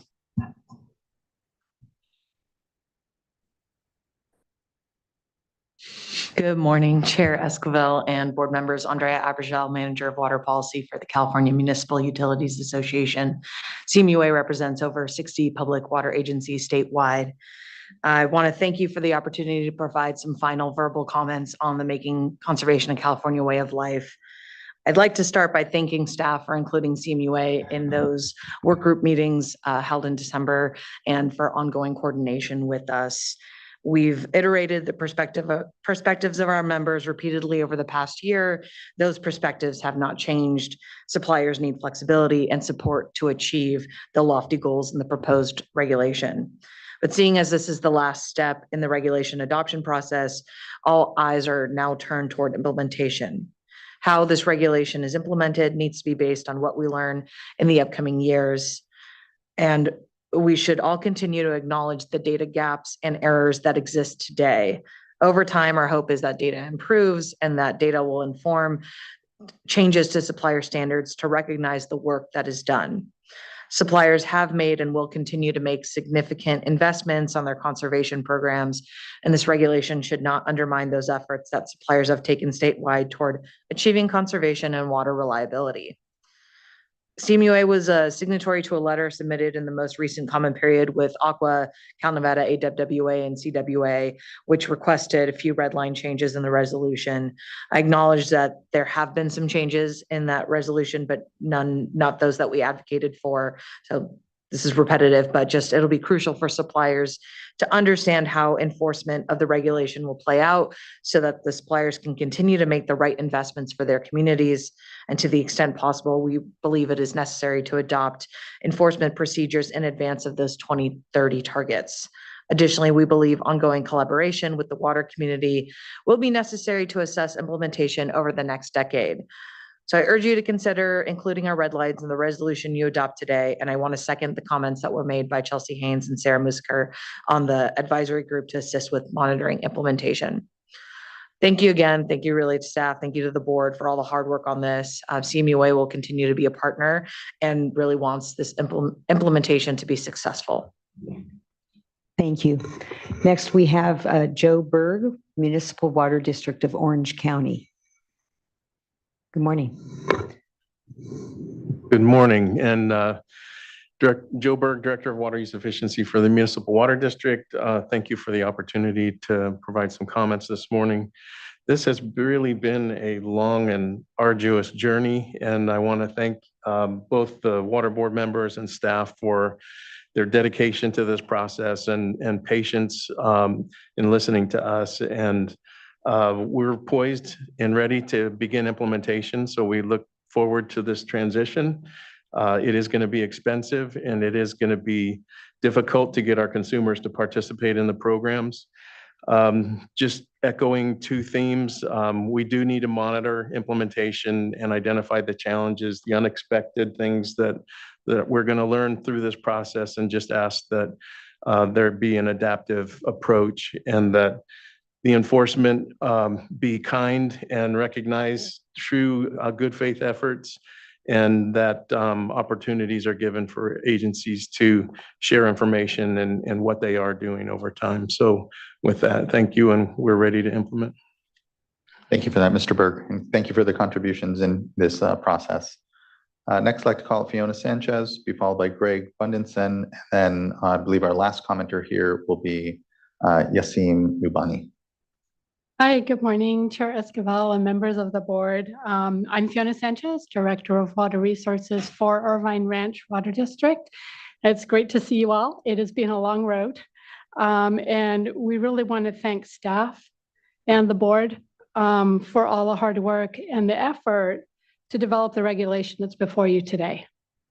IRWD is a leader in implementing cost-effective water efficiency programs and recycle water programs. And we have over 30 years experience in that. And we know the value of these types of investments into sustainability and resiliency. We do have a suggested change to the adopting resolution that we believe would just be helpful in clarifying the intent and providing guidance on reporting accuracy. We think that the use of the term relevant data, I think it's in 8C. We think it means accurate data that aligns with the reporting period, but because it's not explicit, we're not quite sure. It could be interpreted differently. For example, it might just mean that you have all of the types of data, not necessarily accurate data. And the reason we're requesting this is because we know that in our data that we report to regional boards, and we heard about autofill, that our data is reported on a calendar year basis. So for us, it would just be important to have clear direction that the data could be aligned with the reporting period. So we do have some suggested language, which I'd be happy to provide, but if it could be added that with regards to data reported to the board or other agencies that is required to be used pursuant to the regulation, allow water agencies to update the data which is to be used in calculating the water use objective and compliance so that the data set matches the same period of time as the reporting period. We just think that this would provide that clarity and assurance that we are looking for. I think that's the intent of the use of relevant data, but it isn't entirely clear to us.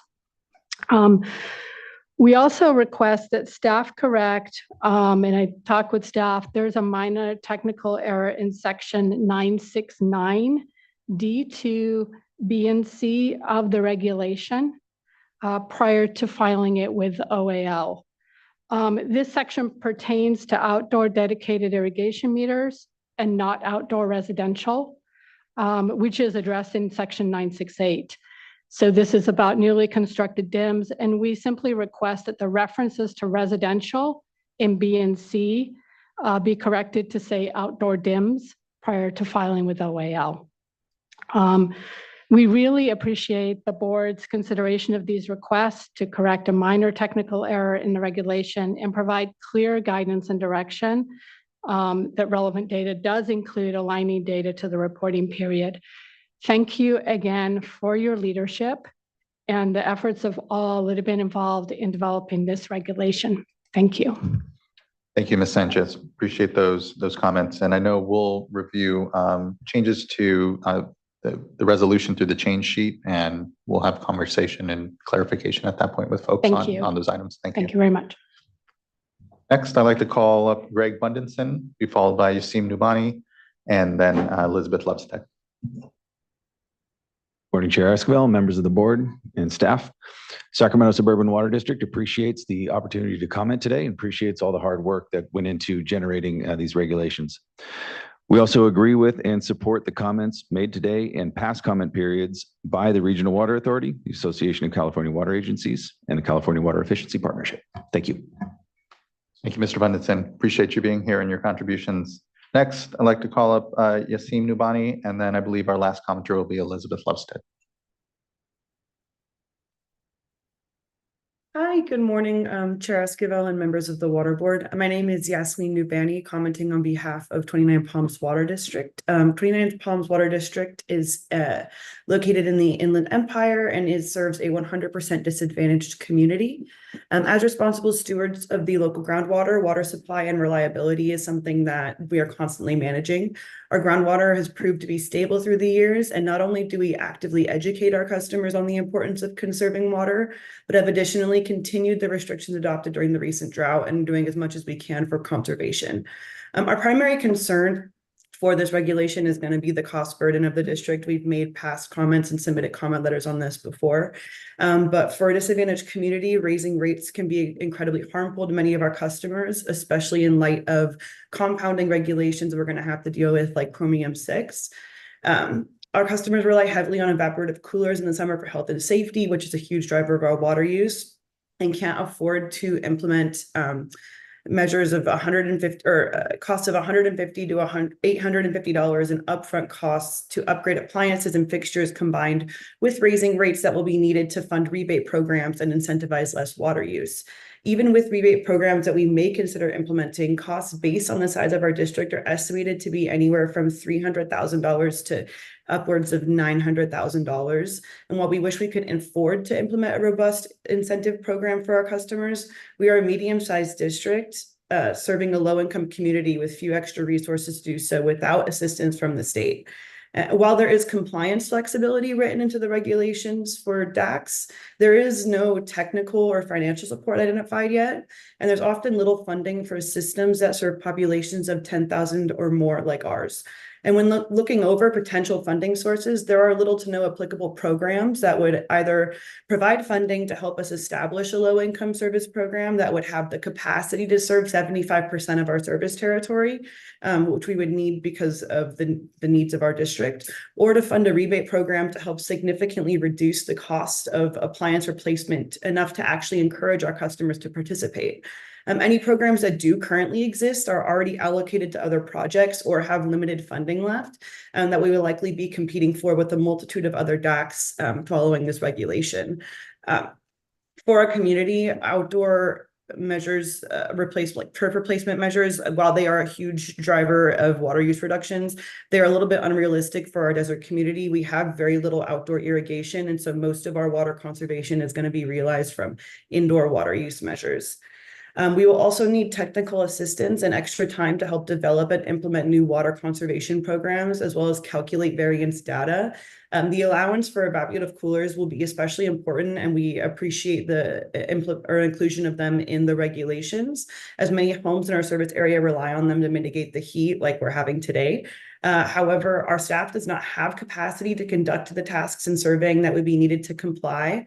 So having a little bit more of a streamlined process for water systems like ours to follow with online tools to help would be really, really helpful for us. We do understand and appreciate the work of the staff and the board on these regulations, and we very much are in support of many of the changes that have been incorporated and a lot of the input that has been taken from the water community. We are always concerned with the state of our local groundwater and ensuring we can provide the most affordable and best quality of water while balancing water conservation measures. Thank you so much for the opportunity to provide comments today. Thank you for those comments, Ms. Nubani. I appreciate that. I know the considerations here for the district and ultimately, the help in trying to make this implementable. And as I think we've heard, and I know we'll have a conversation here soon, keeping an eye on implementation and understanding how things are going is going to be very important. Thank you. Now we'll go to Elizabeth Lovestead. Good to see you, Ms. Lovestead. Good to see you too. Thank you very much for listening to my comments. And I'm sorry that I couldn't be there this morning, but I really appreciate the work that's gone into this regulation over the last 10 years and all of the changes and revisions that have been incorporated into this final version that recognizes the challenges that might come with implementation and the resources and the effort that's going to be required moving forward. We support the comments and the idea of having a stakeholder advisory group to continue to monitor the implementation of this regulation and to bring forth any unintended consequences or unanticipated benefits of regulation moving forward. And make sure that we're continually evaluating the costs that are going into here, making sure resources are available to water suppliers, and just kind of looking at the customer response, because all of this water savings really revolves on what customers are going to do in the future. This regulation is going to require investments by all suppliers, regardless of where they are in their water use efficiency journey. There's going to be a lot of data reporting required, a lot of CII work to do, and we look forward to developing tools and providing assistance and moving forward with implementation. Thank you again for all the effort, and thank you for hearing our comments. Thank you as well, Ms. Lovestead. I appreciate the contributions by the San Diego County Water Authority and to this discussion and this regulation. I believe that brings us to the end of our commenters, unless there's someone in the room or otherwise on the platform that was intending to comment that we haven't gotten to, and if so, just wave your hands. Let's go ahead and start here with an overview of the change sheet and the changes that were made. And then from there, I'd like to hear from board members. I know I have a couple of items here from things I've heard that want to provide some feedback on, but we can start at least with what's being proposed in the change sheet as is. Okay, thank you. Change sheet is now on screen. I'll hand things over to my colleague, David Rose, to walk us through them. Thanks, James. I believe the first item that has a proposed revision is in whereas paragraph 4 on page 1, and it has an underline at the end of that paragraph. So the proposal would be to add, and this is to the clause about what urban retail water suppliers retaining the flexibility is enforcing their rules. The addition is to meet their urban water use objective. So there's no change proposed in this regulation or resolution to suppliers' authorities, but to clarify, the intent of this paragraph is relative or related to the supplier's urban water use objective.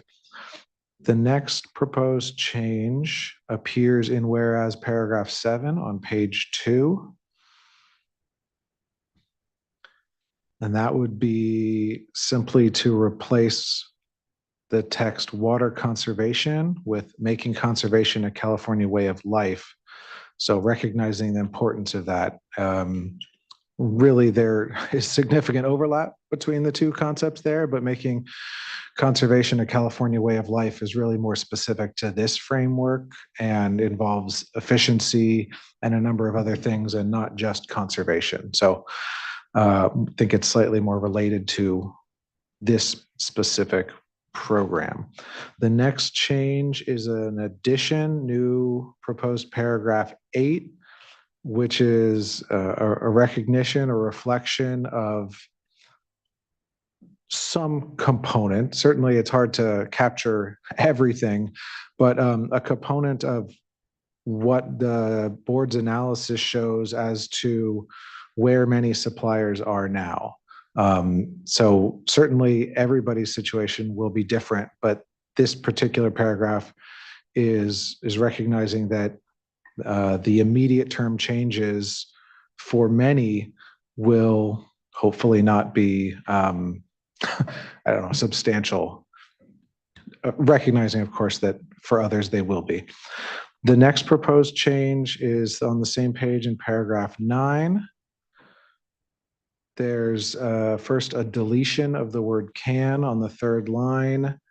Climate-ready landscapes can reduce dry weather and wet weather runoff. So it's simply stating that they do, essentially.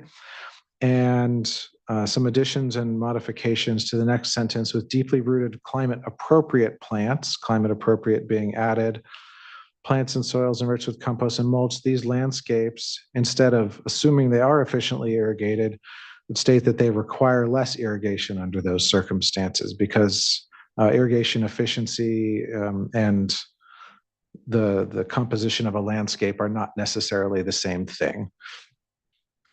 The next proposed change in this change sheet, I believe, is on the next page in paragraph 11.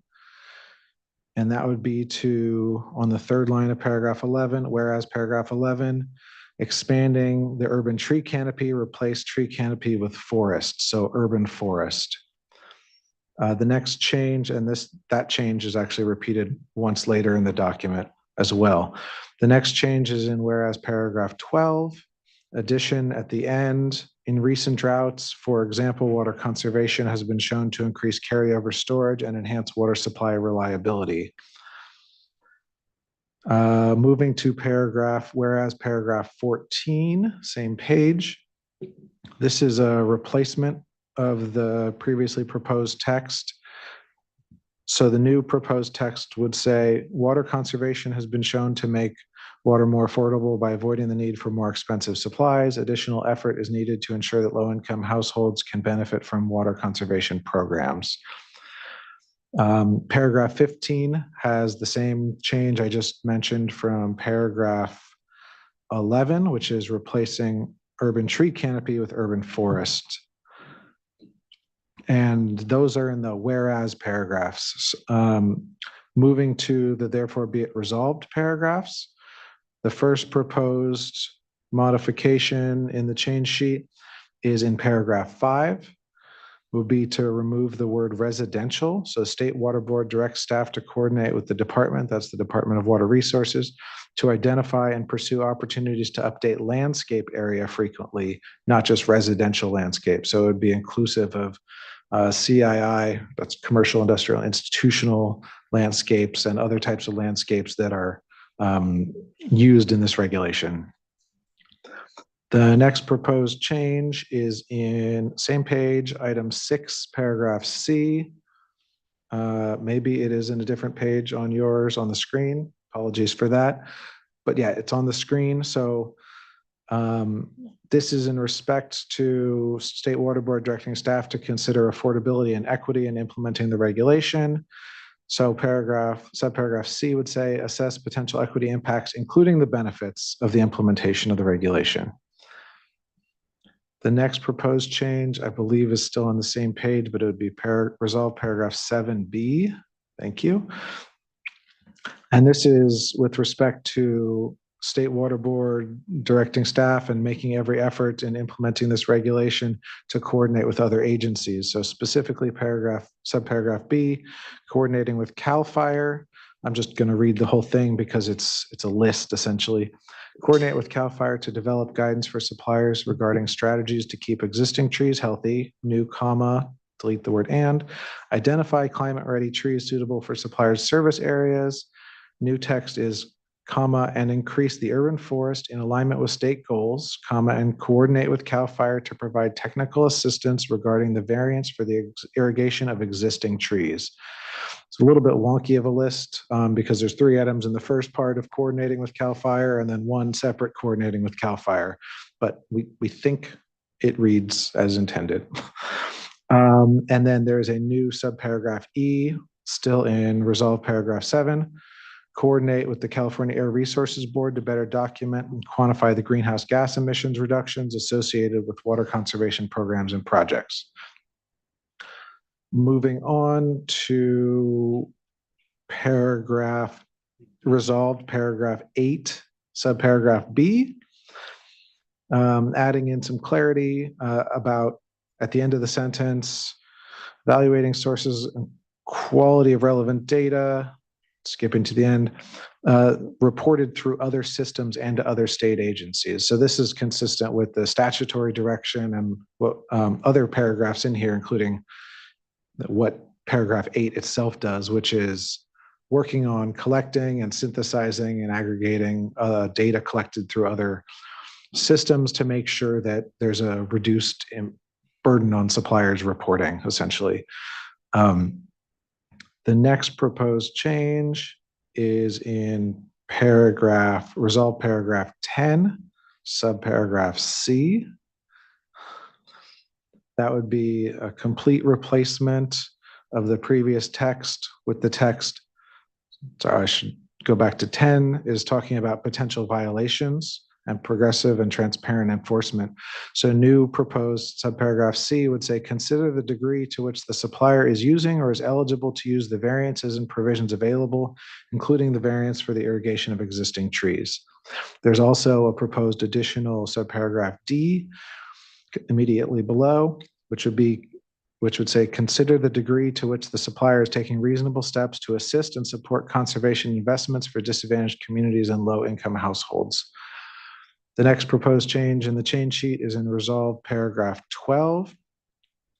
There's a significant deletion, but the date remains the same by December 2028, staff shall, and then deleting what was there before, and the new staff shall would say, present at a board meeting an update on progress made under the regulations and across the state, comma, coupled with a proposed strategy, comma, developed following public engagement, comma, for board consideration to prioritize compliance and enforcement actions, comma, recognizing the efforts undertaken by that time to make conservation a California way of life.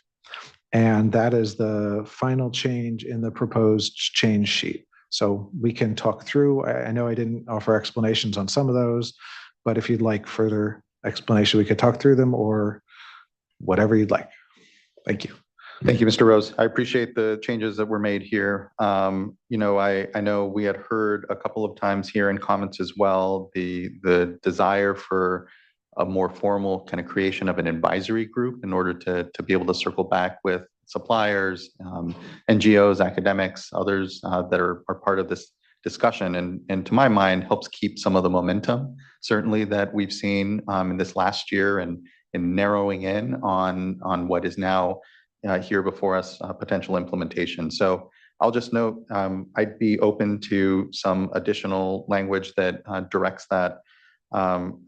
Additionally, again, heard a lot that the monitoring and assessment and implementation components of this will be important as we move forward. I think the language as is in the resolution accurately captures that. But to the extent that, if we are going to add some additional language about an advisory group, we can give nod. I know we heard from Irvine Ranch on the technical error they feel isn't within the regulation where it's referencing residential as opposed to just CII DIMs. Is that within the realm of a technical correction that we'll be able to make? Just question. Yes, we believe that that's within the existing resolved delegation to the executive director and staff. So if it's paragraph 3, with filing with the regulations with OAL, if we determine any technical corrections are needed, we can make those. And this falls within that category because the context of where that language appears in the regulation makes it clear that the intent was that it be CII landscapes with dedicated irrigation meters. So it's in OAL parlance, it's not a typo, but it's clearly a transcription error that can be corrected. So we will make that change under delegated authority in the resolution. Great, thank you. And the second part that we did hear from Irvine Ranch was around data and reporting and alignment of what are, I know, often mismatched, whether it's calendar year or water year, data that gets reported in and ability to kind of better match that. I'm not sure, and I know it was in the resolved 8C that I think the request was for some adjustment to language. I just like to get just feedback. I'm not sure if it completely addresses what we know are these challenges in some of the reporting date mismatches, and I don't know if it actually creates a little more confusion, but or clarifies. And so just looking to hear from folks their sentiments around it, or any language that may better get at the concern even. I'll start and then staff may have more to add, but we looked carefully at that. And I think we have one concern and one reason with the proposed change and one reason for being less concerned if it is not made. The reason we think it is potentially not necessary, although if you wanted some version of it, we can explore that as well, is that there is already in most data reporting locations or obligations, a lot of flexibility for updates, but we did want it to be the case that when a supplier reported its number in its report, there wouldn't be continual updates of those. That's not exactly on point to the comment here. A limited number of reporting obligations crosswalk to other reports that are done with the board or others. In some cases, those don't necessarily reflect the exact same time period, but some of those also, the time period need not align the exact same way because they don't talk about something cumulative. So for example, it's not the water used like in water loss over that time period. It would be, in most cases, the more common thing that's reported elsewhere would be the number of residents or it's a snapshot in time of something. So that brings me to the concern we have with the specifically proposed language was that it could be construed as an underground regulation in that it would allow something that the regulation doesn't allow. Right now, there's specificity about which numbers to use. Goes back to my original point. We don't think that where there are cross-references specified, it hamstrings any suppliers because in the next year, the data will reflect the next year's data.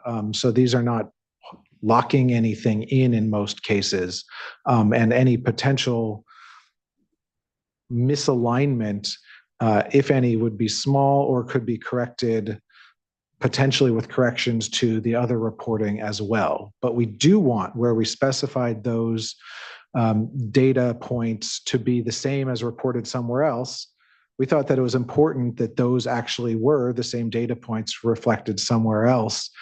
They weren't an apples to oranges, even though the timeline might be somewhat different.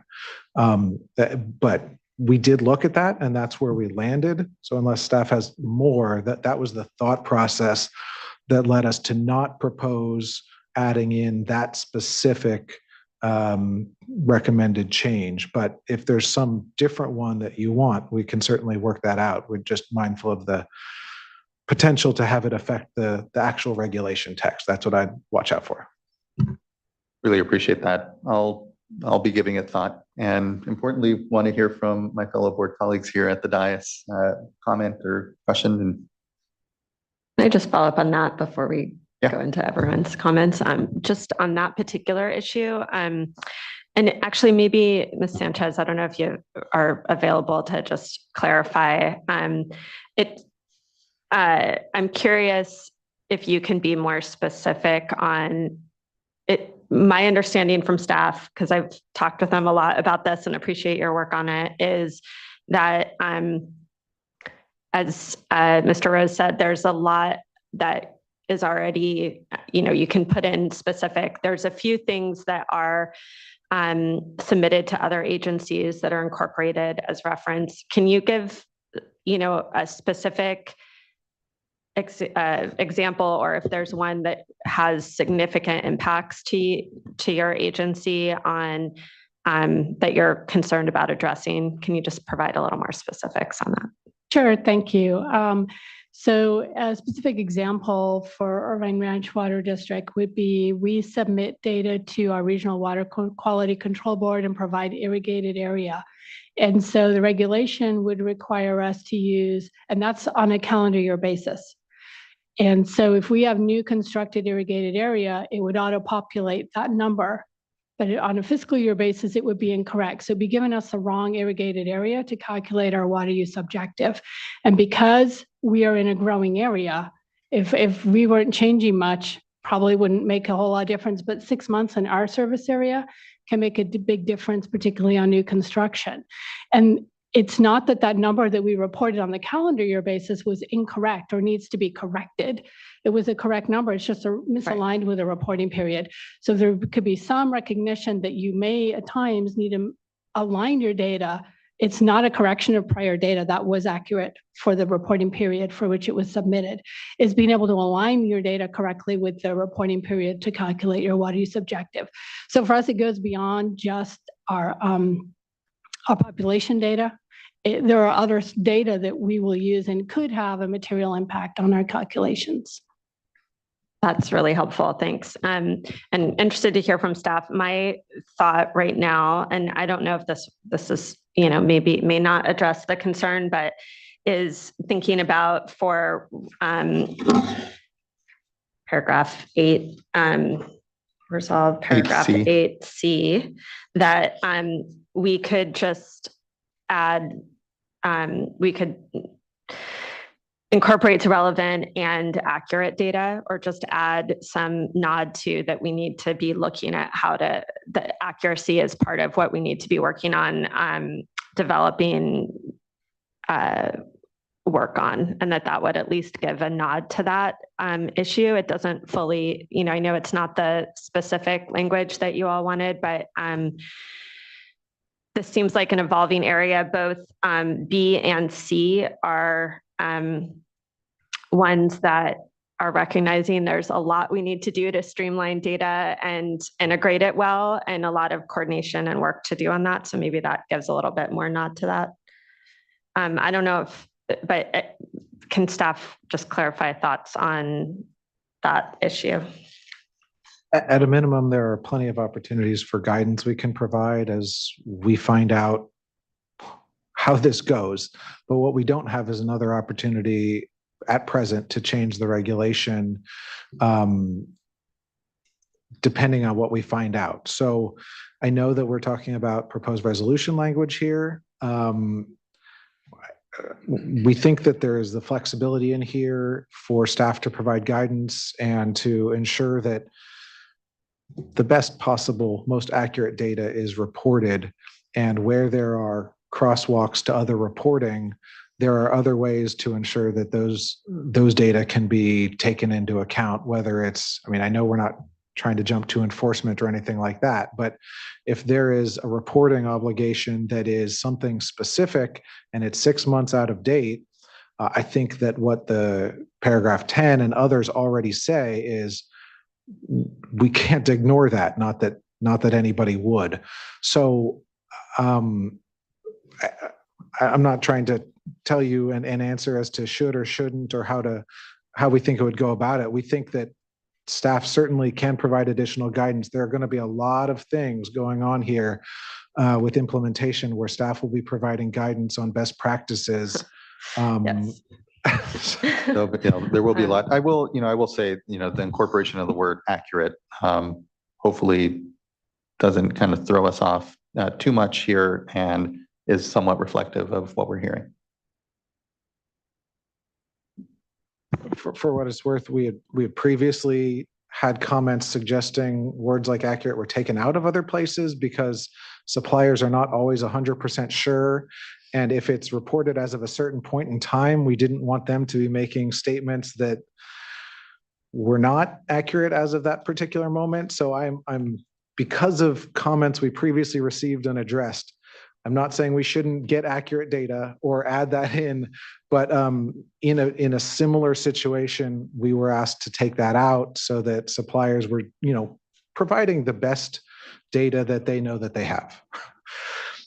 May I add one more sort of little itsy bit of context to the particular point that Fiona is raising, which is a good one. And we've spoken, all of us, about the sort of mismatch in reporting periods, and it is admittedly an issue.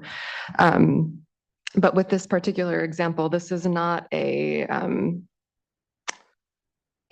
square footage of CI landscapes with dims irrigated with recycled water. Like, this is what you would be using to calculate the SLA budget, right? So this is the concern. And there's nothing in the regulation that would prohibit you from updating it within the source report that we would be deriving it from. So I think that the goal here is to make sure that there's not sort of multiple values in multiple places. Yeah, I think we just don't want to change a source report based off a different peer, because then that would be inaccurate. That was our concern, that you just got one on calendar year, we gave you the right number. If we went back and changed that to a fiscal year number, then now the calendar year report would be inaccurate. So it's just being able to align our data based on reporting periods. Yeah, I mean, I think really what's being highlighted here is that there is need for ongoing collaboration with, agencies, obviously, but then also with our regional boards and with our sister agencies who are getting this data to help solve these problems in a more holistic way rather than piecemealing it and potentially undermining the reg text, as Mr. Rose has been pointing out. I was going to jump in and say, even though we haven't fully explored the issue of an advisory group, I think that a group like that could help. Rather than, it coming from staff. I think, the ongoing discussions with the water suppliers, I'm sure that you all can come up with a way to meet the spirit of the regulation, but then also allow for some additional notes. And how I'm reading this is that this reporting form needs to be developed. And so developed in such a way that allows for this additional input of information. And if I can, board members, I think the issue's been pretty clearly joined, and the staff has a sense of what the issue is to resolve. I understand the appeal of adding the concept of and accurate because it seems like an obvious foregone. But I think it also begs the question of what would relevant data be that's not accurate. It would not be relevant then. I think relative is a pretty effective and useful adjective in this context. And the staff have heard the concerns. I think they'll continue. We understand from the board members there's some interest in continuing and maintaining engagement. We have some language that we could put up in a little bit for that. But I think this is an issue, exactly the kind of issue that would be part of the ongoing maintain momentum that we have, the ongoing engagement with the water users, academics if necessary, and some of the advocacy groups that have been involved throughout the development of the regulations. Thank you, Mr. Loffer. Thank you, board members, for discussion here. Setting aside that specific item then, board members, general comments, other either additions or flags within the resolution or discussion, and go to vice chair. I have a couple, but first want to just start off by saying that, on my way down, got hit by a traffic jam. And so I was listening to the radio a little bit more than I usually do. And it just strikes me that I'm really proud of where we are with this process. And that, in our country right now, it's just, lack of cooperation, extremism on all sides. And I just really appreciate that even though all stakeholders, pretty much all stakeholders, we as board members, staff, we were coming to this with a fair amount of passion and emotion. And we've really worked through those issues. And just want to thank everybody for their involvement. And it's great to wrap things up at, public comment at 10:30 rather than a.m. rather than p.m. And, to hear that what I'm hearing is this common theme of momentum, excitement about working through these partnerships, these remaining issues, even though there's concerns, on all sides. So thank you for that. I have just a couple of areas that I've got some questions on. I look forward to seeing the language on the advisory group that might be formed. I like the language that Aqua provided, but it starts to list things specifically, and then I get a little concerned about what it might be missing. I am concerned about I'm going to take that back. I'm not necessarily concerned about cost, but it's something that I think that we should continue to monitor. And I would like to see, ongoing discussion about the SWRCB or other ways of analyzing costs and benefits. And so I'd like to have incorporation of that. But then once we start to include the specifics, where do we stop? Looking at it, just also calling out on page 3, advancing affordability and equity. That last sentence in 14, additional effort is needed to ensure that low-income households can benefit from water conservation programs. I'm not quite sure what that means. It's very vague, it's broad. And I think that the additional effort is sort of embedded in language that we have on, therefore be it resolved. Let's see, 6. On considering affordability.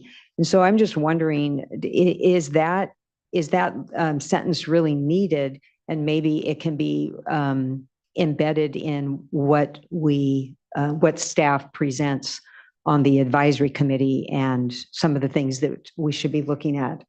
Otherwise, I'm just not quite sure what that means. And then I did have on page 5, therefore be it resolved, 7E.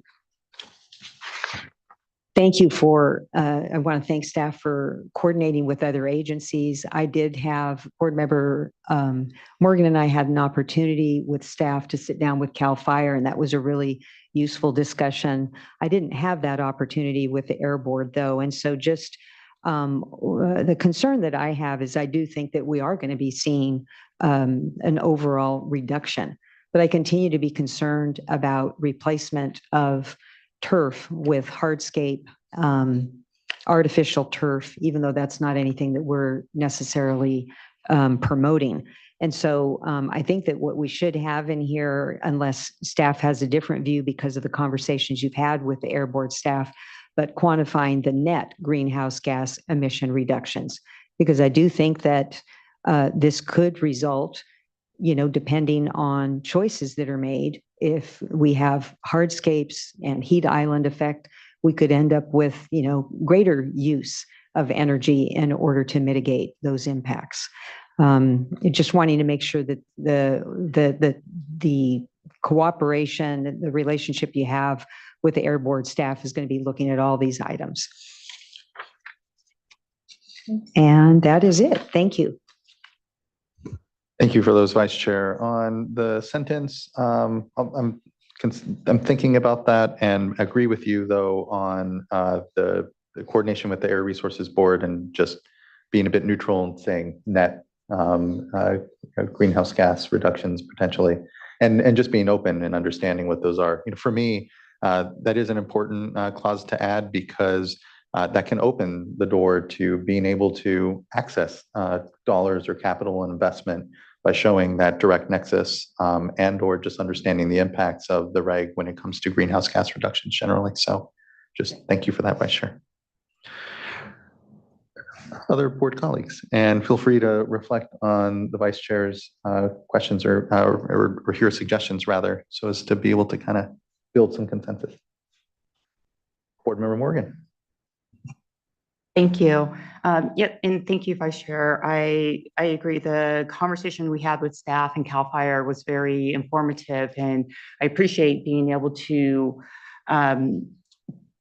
meet with another state agency and have that collaboration. And so I agree with the collaboration with, you know, be good to also collaborate with the Air Board.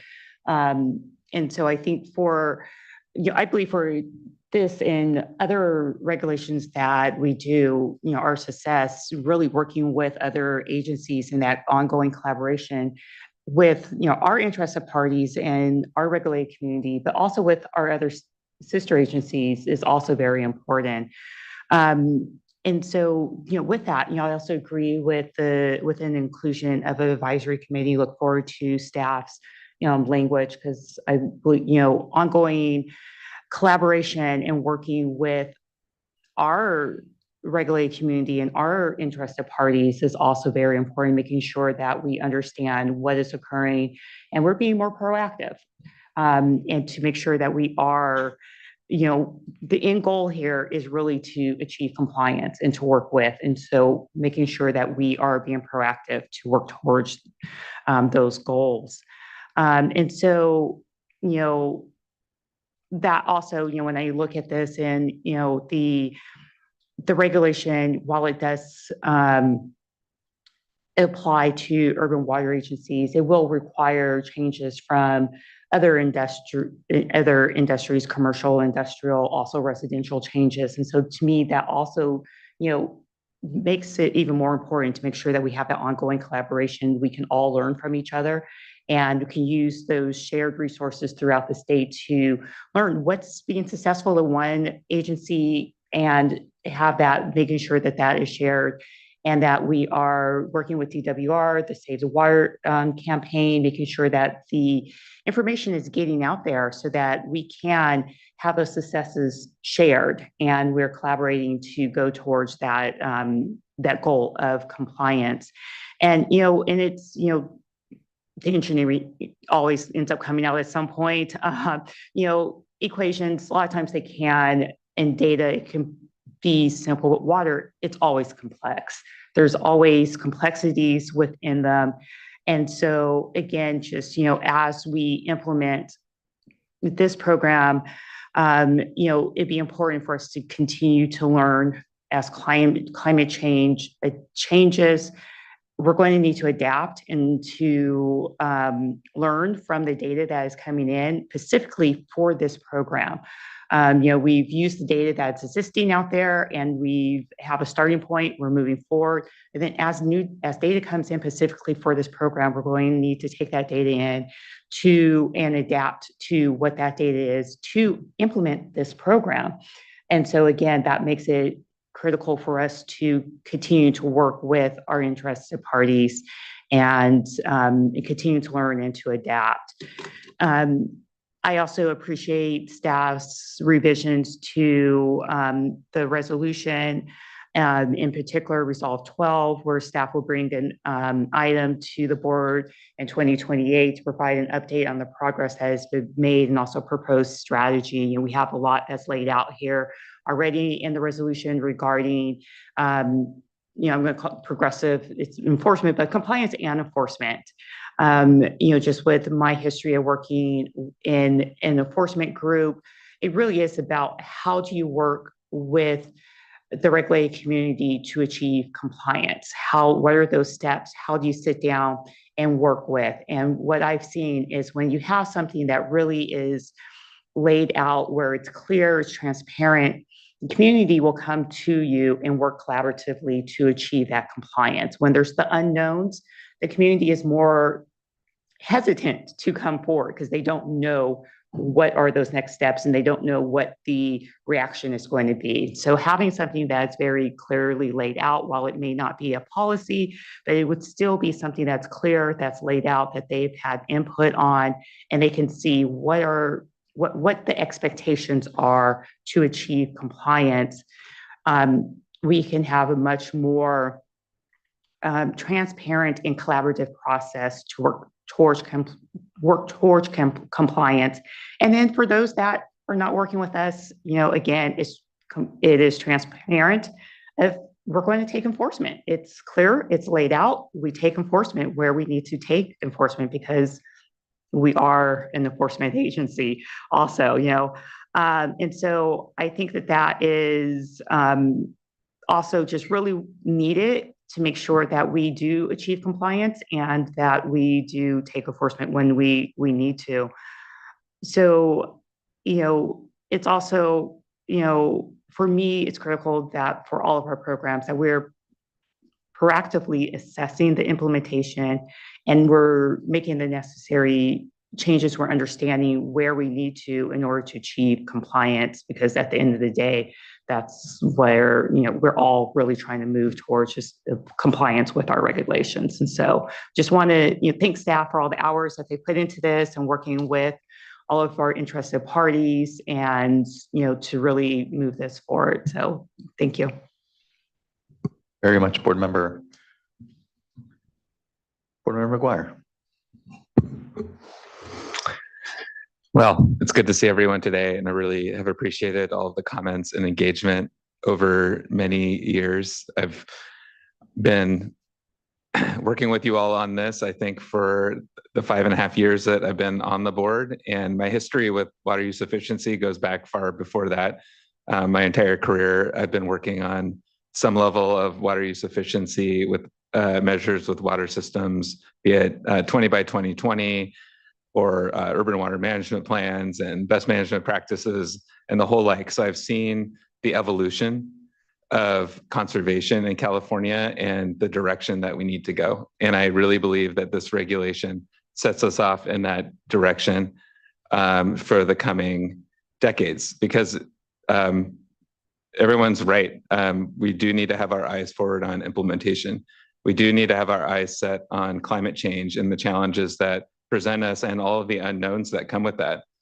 And what also comes with this regulation is probably the most robust and extensive set of data that we've ever used in a water regulation in California, and maybe anywhere. I don't know. I don't have any comparison points for that, but it is an incredible lift, the data that we're leveraging and relying on to help us set water budgets. Now, I'm an engineer as well, and I love water budgets and numbers and things we can wrap our arms around because it's practical. It's something that we can replicate. It's something that that's defensible and something we can explain. And here, there's a lot of moving parts. It is not easy to explain. And there is, I think we all know this, there's uncertainty in the information that we have before us today. So we're making a policy choice. We're making a decision to move forward, to press on, knowing that there are going to be tough implementation challenges for many communities. And I've spent far too long and too much effort poring over the data and trying to figure this out if there's a better way. I know there's lots of inland communities that are impacted, going to be impacted in particular, and many others as well with this regulation. And I hope that a lot of the provisions that have been included, the alternative compliance pathway, flexibility, improvements in technical assistance, commitments to working with you all will help with that. I know there's needs out there. The financial challenges notwithstanding, there's going to be just a lot of pressure to make progress. And so to Board Member Morgan's points, this is all about collaboration and moving forward in that space. So I've appreciated where we've come and the level of effort for versions of the regulation, many stakeholder meetings and workshops. And so thank you to staff for your receptiveness, for listening to all different groups through this process. It's been very meaningful to me and helpful as I've been trying to figure this out as well. So I support the other comments that have been made by the other board members in terms of the advisory group. Certainly that's an area where I'm interested in hearing staff's thoughts on the language that might be best supported there. I agree, the more you add, the more specificity, the more you wonder what might be left out, or are we getting too specific, not really knowing what the future has in store. So I think some broad bookends on the advisory group to allow a little bit of adaptability here as we figure that out might make sense. And some of the other suggestions about the whereas 14, that last sentence, I'm interested if you have thoughts as to if we should wordsmith that or if it would be okay to remove. I'm open to those different ideas. And the net on the greenhouse gas reduction piece, that makes sense to me as well. So all in all, this is a big day for me. I'm comfortable generally with where we're at, where we landed here, and looking forward to making conservation a California way of life. Thank you, Board Member. Board Member Firestone. Thank you. Yeah, thank you to everyone, all of the stakeholders and staff that have been working for at least a decade, many of you, on working through this really challenging and really vital, important step. We fundamentally, this regulation will be transformational for California. And we will be taking that step to making conservation a way of life in the state, and particularly supporting both mitigation and adaptation for the climate crisis that we're in. And that is very real. This will allow us to improve water savings, which saves energy, and we can see really significant mitigation of greenhouse gas emissions from that. And certainly sets us up to adapt to the climate whiplash that we're seeing landscape transformation is critical to being able to enhance and maintain the urban forests that allow us to adapt to this new climate, avoiding the worst impacts of drought and extreme heat in urban areas, and then allowing us to have more water reliability and carryover storage, which is why it was a critical part of the governor's water supply strategy. And using water more efficiently is cost effective, and it's much more cost effective than expanding water supply. And it can and should assist in mitigating some of the affordability challenges we have. But I do think it will be up to suppliers to build equity into implementation of their conservation and rate programs. And this regulation doesn't dictate that. We leave all of the details really to the suppliers in that. I'll just note, I'd like to speak to paragraph 14 and that last sentence around additional efforts needed to ensure that low-income households can benefit from water conservation programs. This really goes to implementation is key, and how both we implement our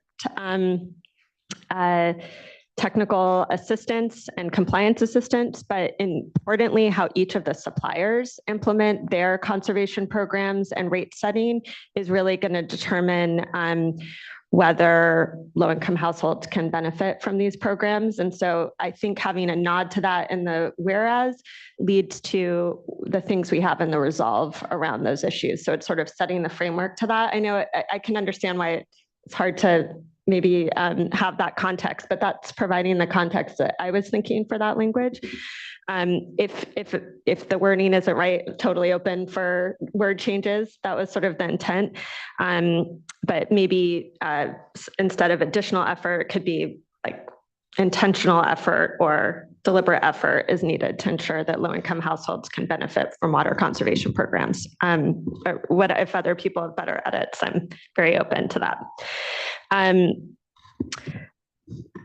do think these standards are achievable. And as we say in this, and I appreciate the additional language, the vast majority of Californians are served by systems that are already meeting these objectives for the next decade without additional water savings. And I personally, as I said in the last workshop, really strongly believe we should have had an earlier date for that first step down in the outdoor standard. I think that would have allowed us to meet the goals of the water supply strategy and, receive a lot more of the benefits that I started out with, but, and still allow for more time for the more significant savings that are in 2040. But I do think the key, no matter what, will be implementation and the learning that we're doing, even over particularly over the first couple of years, which is why we have a big, we provide some time before compliance kicks in or the standards are enforceable.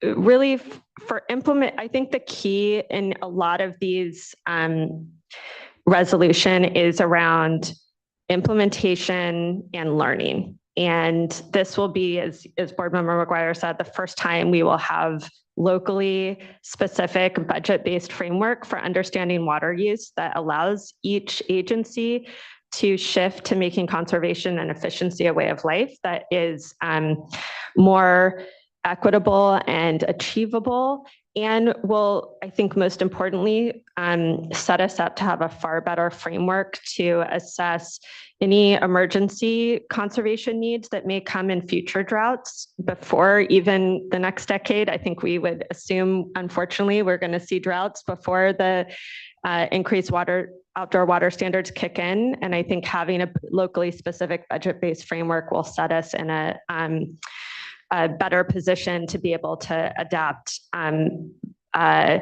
to that without going back to the just straight percentages that we had before. We need to continue to improve data. As you said, Board Member McGuire, this is an extreme amount of data that is being developed. There's a lot of unknowns and a lot of refinement that needs to go on. I think we speak a lot to that in this resolution. We need to improve the data that we have to inform better decision-making, and we need to streamline and improve the consistency and efficiency in reporting. And that's true for this program and for all of the integrated water data reporting programs that fit together here. And that's really going to be key to implementation success. We, as I said at the last workshop, I think key here is setting California up for local community success. And each water supplier needs that support and is so to that point, having technical assistance, compliance assistance, and particularly for disadvantaged communities and around equity challenges is going to be critical, as well as all the need for future and local and state investments and partnerships. And I think 29 Palms was a good example of systems needing support to refine the understanding of their budget and variances and implementation options and partners. And then lastly, I agree we need to continue momentum and we need to have regular continued engagement with stakeholders to share best practices, to understand the impacts and the benefits, particularly related to equity, and just improve our learning and implementation. There's a lot we don't know as we're starting on this, and we need to continue to learn together.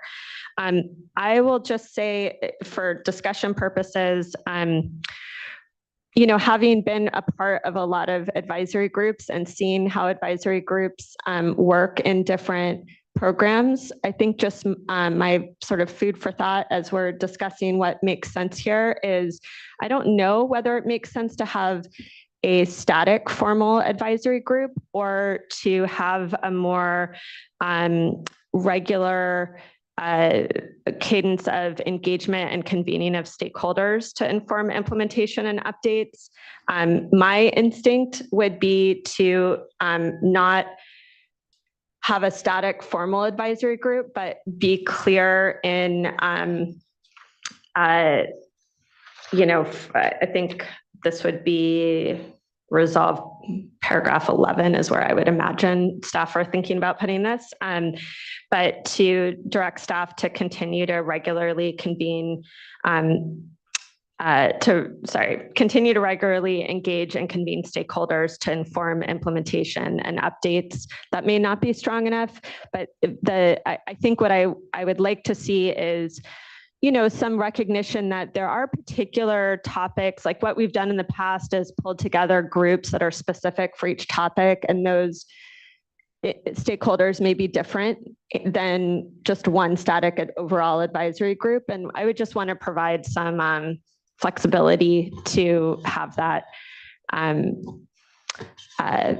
fit while still making sure that we are formalizing the expectation that we're continuing to convene and engage with stakeholders, both on implementation and for those updates that we have and that we're directing staff to do in paragraph 11. So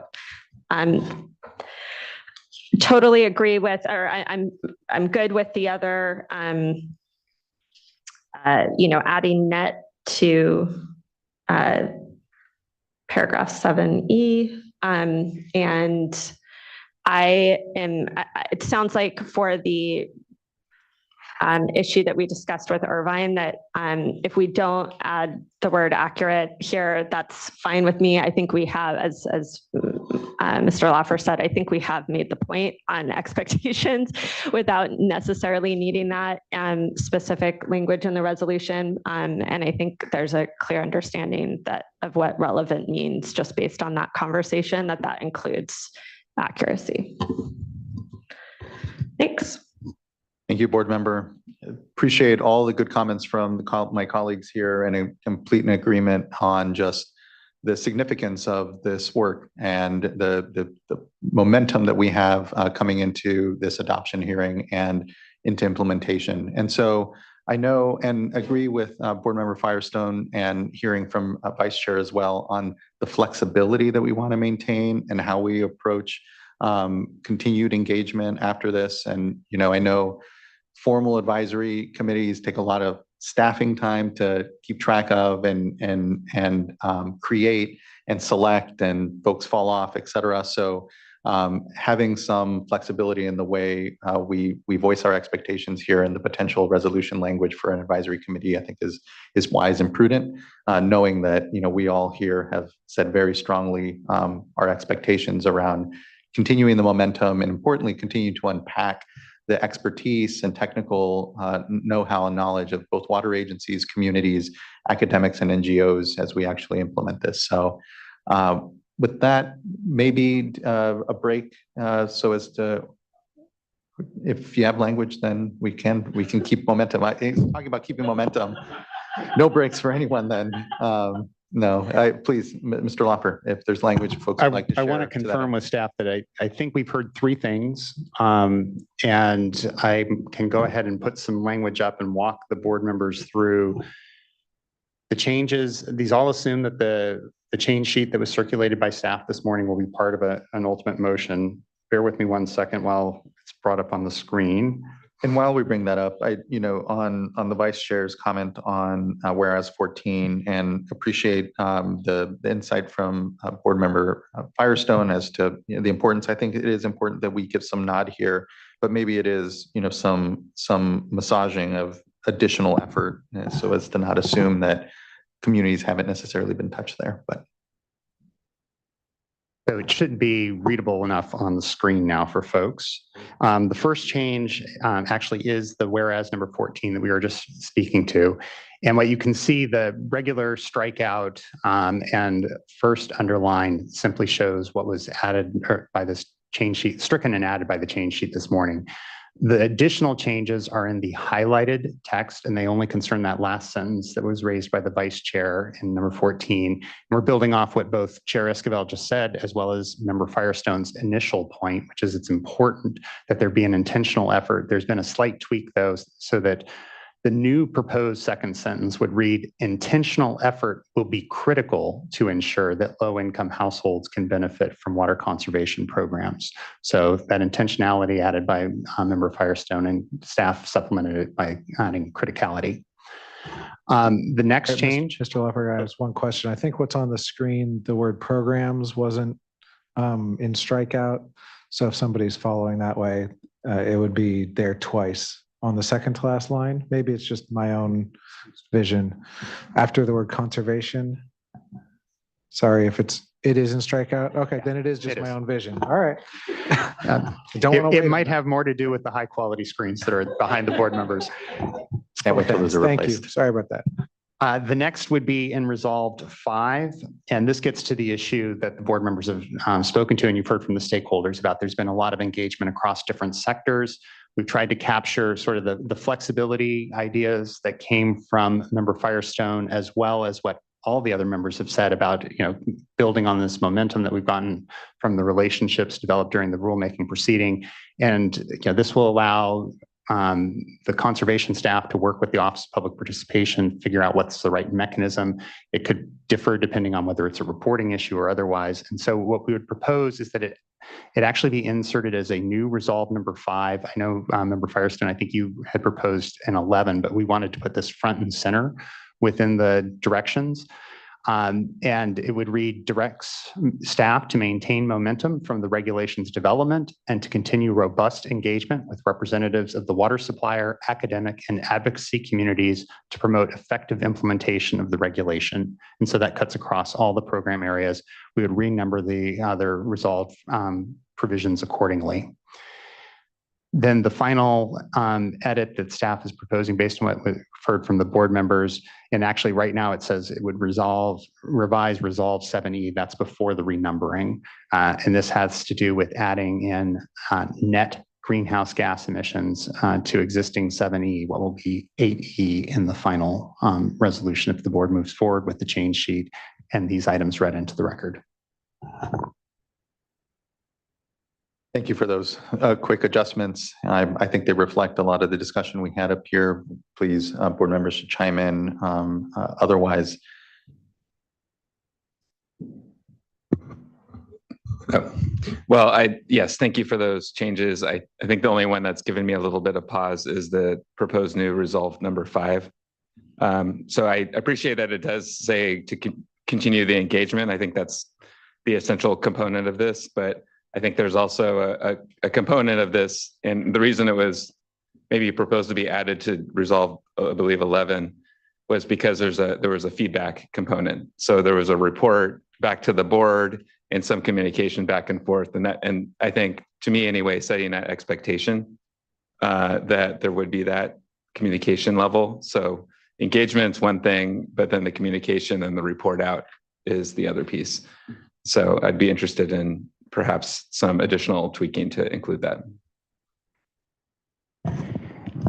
And just so I'm following board member McGuire, is the idea that you want that, if it's instead of being a new resolve 5, it's actually additional language within resolved 11. Does that in and of itself address your concerns, or would you like to see some tweaks that?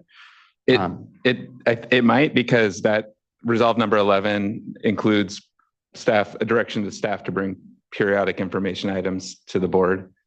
And so for me, that was sort of building on that concept of a public discussion. And I'm open to whenever those times may be, or the appropriate frequency, or I'm very flexible there. And I think we should actually keep that fairly open. But either way, I do also appreciate the desire to put this resolution item up front and center as well. So I'm trying to figure out what that right balance is. Vice Chair, please. If I could chime in as well, and I know I'm the one who got this started about keeping it very broad and not providing a lot of specifics, because then if we provide specifics, there are items that we'd be leaving out. But implementation, when I think of implementation, I just think of sort of the nuts and bolts of how things are going to be implemented. And what I'm concerned about is just making sure that we're keeping our focus on challenges. So a community, I think, could show whether or not, they've implemented. But I think we also want to keep our eye on the ball on all these issues in terms of, affordability, racial equity, just challenges that communities might be having and unintended consequences. And I appreciate Chair Esquivel, what you had mentioned about, just sort of building a record so that whether it's our agency advocating for additional resources or others, that the information is in the record. So if there are challenges with whether it's tree mortality costs, inland communities, I'd want us to receive that information.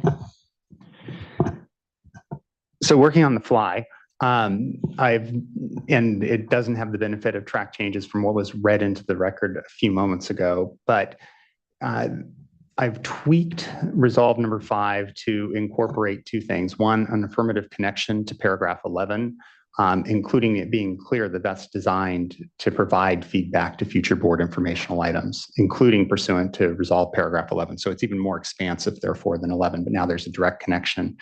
And then I've also added in, I'll read the whole thing in, but in light of Vice Chair Diadamo's comments, there's now an explicit charge that, and besides just working to promote effective implementation of the regulation, it would also be to resolve challenges. And that's the whole resolve 5 would now read: direct staff to maintain momentum from the regulations development and to continue robust engagement with representatives of the water supplier, academic, and advocacy communities to promote effective implementation of the regulation, resolve challenges, and use those mechanisms, should be plural, to provide feedback to future board informational items, including pursuant to resolve paragraph 11. Should that now be resolved paragraph 12? Yes. So My only hesitancy is I don't know that we would have the power to resolve all challenges. So there might be some challenges that result that we may not be able to resolve. Identify, yeah. Okay. Identify, yeah. I think that works. So the concept of resolving the challenges has now been changed to identify the challenges. You can thank Chief Deputy Bishop for that suggestion. And I think I can spare everyone reading that into the record if that addresses Vice Chair Diadamo's concern. I'm thinking so, Vice Chair and Board Member McGuire, but Board Member Firestone. The only things I have on this one is we list water supplier, academic, and advocacy communities, and I think one of the things that's top of mind for me is all we have in here on other agencies and the coordination with particularly DWR, but we have a whole thing around other agencies, as well as practitioners and conservation practitioners. But I think to the point of when we start, to Vice Chair's point, when we start listing out like every single group, it becomes challenging. So I don't know if there's a way to make it more general rather than adding to the list, or maybe we say and others or interested parties. I don't know what word. Our wordsmither, Mr. Law. Yeah, I can. So the list was derived actually from language that the board had used earlier in the discussion. I do think simply adding on and others, as opposed to saying parties, which some people view as limiting, and stakeholders, which also. So I think add others, and obviously this is not exclusive. Your staff will engage with any that we think are appropriate on specific issues, including partner agencies at the state level. Great. Okay. Yeah. So, maybe just add something more general and others. So the change that would be discussed and would essentially be incorporated into the motion is just to adjust the language that had been previously read in the record to add, to remove the and before advocacy communities, and then put a comma after communities and put and others, and then pick up with the language that was read in earlier.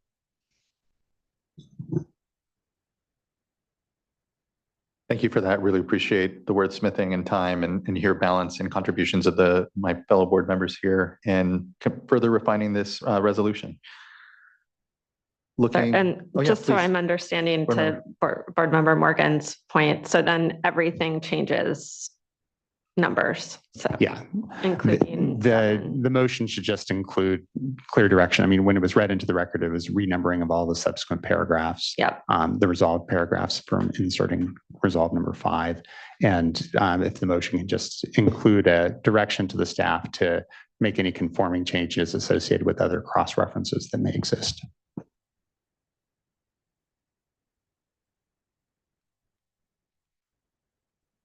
All right. Well, looking to my colleagues if they have any other comment or anything we should bring up or address here.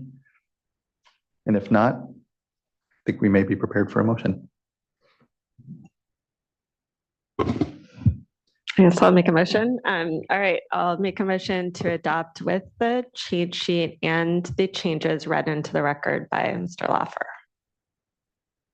Second. And the authority to make any conforming changes for cross-reference purposes because of the inserted clause. And that authority. Thank you both. Ms. Tyler, can you please call roll call vote? Board Member Firestone. Aye. Vice Chair Diadamo. Aye. Board Member McGuire. Aye. Board Member Morgan. Aye. And Chair Esquivel. Aye. Thank you. Thank you as well. The vote is unanimous and the motion carries and the resolution is adopted. And just incredible thanks to everyone. It has been, I know, a lot of technical discussion and work This is not a perfect regulation. We can never have a perfect regulation, but it is a significant one and moves us into a direction here into the future that we can all be proud of, and that is nation leading. And so thanks, everyone has a lot to be proud of here, even if, again, there are still concerns. So thank you. That brings us to the end of this item and actually brings us to the end of our two-day board meeting here. We will now be adjourned. Our next board meeting will take place on July 16th. Until then, everyone be safe, be well. Thank you again for your incredible contributions and look forward to seeing you in 2 weeks. Thank you.